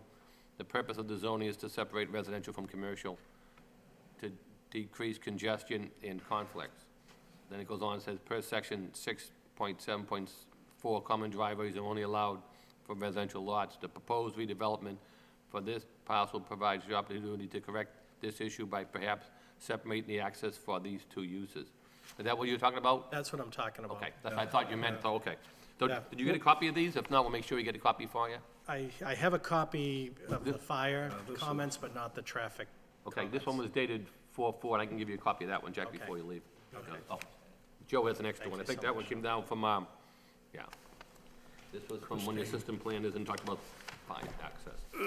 So how would you separate that with the two different driveways? That's what I need to look at. I'm not opposed to the one-way circulation, the angled parking that the traffic engineer talks about. I just have to, when the owner purchased that apartment building on the northerly side of the Domino site, there was no parking on site. It used to be all on street. He created a small parking area in the back years, it was a long time ago. And the access is through this lot, and there's no other street or way to get in there. The building takes up most of the lot, and it sits right out by the street. So I'm gonna have to do a little bit of work and see how, and get it to coordinate and see how I can access into that rear parking lot for that apartment building. And if I may, Mr. Chairman, Okay. Go ahead, Joe. so that's where, as Christine mentioned, there was a little bit of conflict in city staff comments. Transportation engineer is interested in seeing some of the traffic on site being converted to one-way traffic with some angled parking, reduce some conflicts. The fire department is concerned in doing that, it could make, access on the site too narrow. In addition with transportation engineer looking for a separate entrance for the residential building, it's not quite clear if there's going to be enough width to be able to make that all work. So that's That's why my problem. there was exactly what Joe's saying the now. interest in continuing to work with the applicant and see if there's a solution that could satisfy the fire department access, the transportation engineer's concerns with not only access of traffic circulation flowing on site, but also access for the residential So you building put as the well. pickup window in the residential site? Correct. yeah, right. Correct. Just put it on your app and You pull up to gotta- the Oh, wait, residential? you can smell Go the pizza playing they with cook. this. But, yeah, we only have 34 feet of area, and there was some ideas, like, a lot. we keep a one-way exit, put in a small little island, and have another access point to the apartments, but then you have two curb cuts right next to each other, basically, which can present problems with turning movements. People would work it out, but it's, we were looking it over before the meeting tonight, and I'm gonna have to look at it a little closer, see what I can come up with, or talk with city staff and see if they have some good ideas that I'm not thinking about. Yeah, so that's really the main issue at this point, and that's why we haven't really had many other comments from city staff, say from the city engineer in terms of stormwater, because there could be some significant changes to the plan that could impact the design of the site. I think as far as most things like utilities, the building's already serviced by water and sewer, we don't have to upgrade though, you know what I mean? So it's mainly. Your lighting, your landscape and all that would be It's, made the it's, same. it's really a Yeah. small addition, it's mainly just a large parking lot expansion type project, but the access points and how we're gonna move traffic through and still maintain access and egress from that apartment complex is what we really have to look at. That must have been a surprise too, when you noticed that traffic was off in the apartment complex? I knew it was there. But you, I didn't know the fire department would have such an issue, because I'm thinking, if there's an emergency, I don't care if it's one-way or two-way, they're gonna go in how they need to do to fight an the emergency fire. doesn't matter, right, yeah. So, but They're gonna pull it right in anyway. they're gonna go in anyway. Plus, they're right off the street there, so. Right. It's not like they have anything blocking them. Right. And they can pull it right at the site, like you say, if it's one way or not, whatever, they're gonna come right on the site to get to That that. was my thought. If there's a fire, they're gonna go in whatever way they can. But, Because there is access to it, it's not right, like, you know. right. But if there's comments from city departments, we'll try to figure out some solution that works for everybody. So you'd still be able to go to the ZBA and look for your relief you need there, Yes. contingent upon coming back to see us? 11. Yes, because there's no possible way we'll get 48 parking spaces on this lot. Okay. Even if it changes up my access, the number I'm showing is, I can come up with that number, but we wouldn't be able to create another 12 parking spaces. Right now, we're proposing 36. And we need 48. That's the only relief you're seeking? Right, and that's the only relief we're seeking, correct? And the way I had calculated, I thought it was, as a carryout, it would be one space for every 200 square feet of building, so I thought I only needed like 11 parking spaces, and we thought we had overkill, but I guess we didn't. So we'll see what the ZBA says, we'll present our case, and then we'll also work with the planning department to see what we can do for. Do you anticipate what your numbers would be compared to the, drive up, not drive through, but drive up or pick up compared to people sitting in? I'd have to talk to the owner about it, I haven't. Because when we approved the new McDonald's on Rogers Street, right up there next to Hannaford, Yeah, they told us now that their drive-through does anywhere between 85 and 89% of their business. And no one goes inside anymore. Yeah, Imagine that. that's right. They told us it was like, I figured it was like the high 80s. I'm like, really? There was another one. And they did a double drive-through, but they said 85 or 88% of all drive-through people yeah. these days. The owner I mean, right operates, there on Chelmsford Street, as you looked at it in your preliminary, like in your application, you show, Burger King, all the other ones, all have the drive-throughs, Right. They're all right up and down that whole strip. right, So sometimes you say, if you have all those, what your projected pickups are, at least you'd still have a parking spot there, but with these drive-throughs, they didn't need as much parking, so that helps your turnover factor compared to how many people actually sitting inside. that's true. Could be an argument to be made for the ZBA. Right, yeah.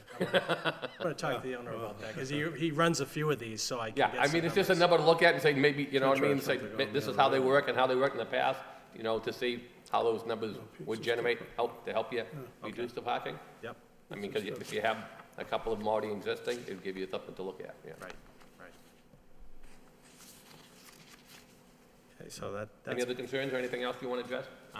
So far, I think that's about it. I somehow have to satisfy fire and traffic, and we'll go from there. all right. So this is a public hearing. Is anybody here to see, anybody else here tonight want to speak in regards to this project? Anybody else want to be heard? No? Okay. So you're asking for continuance? I'm asking for a continuance, and I guess if, I could I take a was look. hoping there might be more department comments, but if these are the two Yeah, we major need 'em. issues, then this is what we'll work with. Mr. Chairman, I had one other issue I wanted Sure. to bring up. I noticed the applicant has generously offered to almost completely surround his property with arborvitae.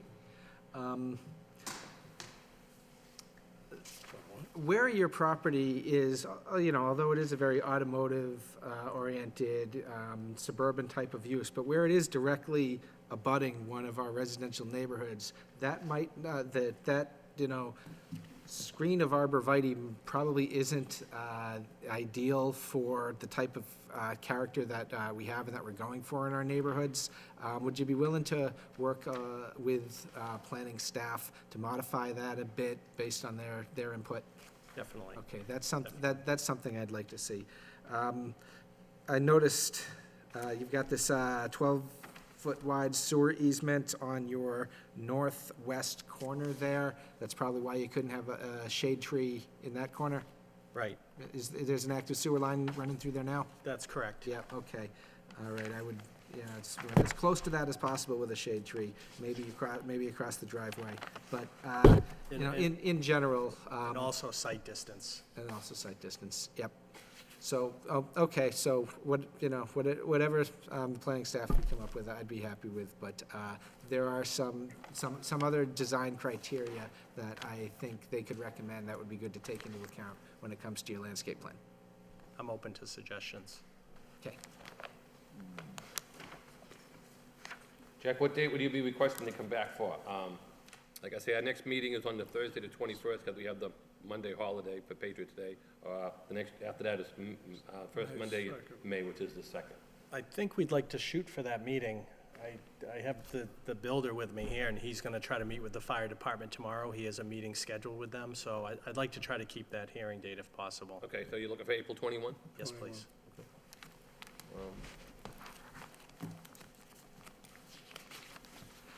Okay, I'll make a motion that we continue the matter to April 21st meeting. Second that, Mr. Chairman. Okay, good.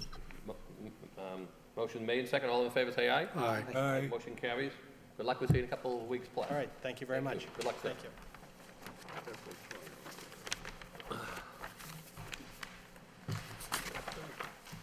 Okay, moving along on the agenda, any other updates from any of the board members? The Historic Board will be meeting a week from tonight in the planning office, planning conference room over on the other side over there. Okay. That's our next meeting, that's all I have. Anybody else have any comments? Joe, anything from staff? No?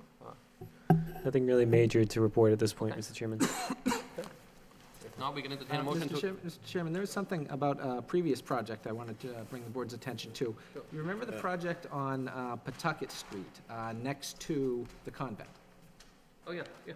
Yeah. At the time, I brought up an issue about, Donald Funeral Home there.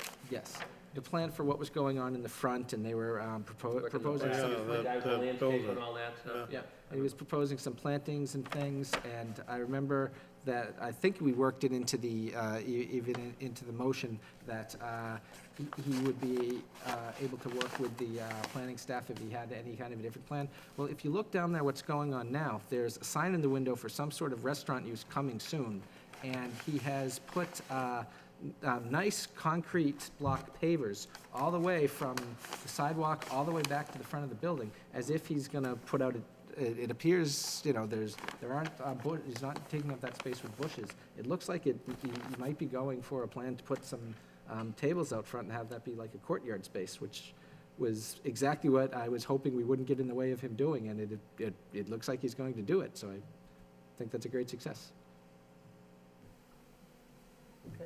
Anybody else, any comments? No? If not, we can entertain a motion to adjourn. So move. Motion made and second, all in favor, say aye. Aye. Aye. We are adjourned. Good night, and thank you, everyone.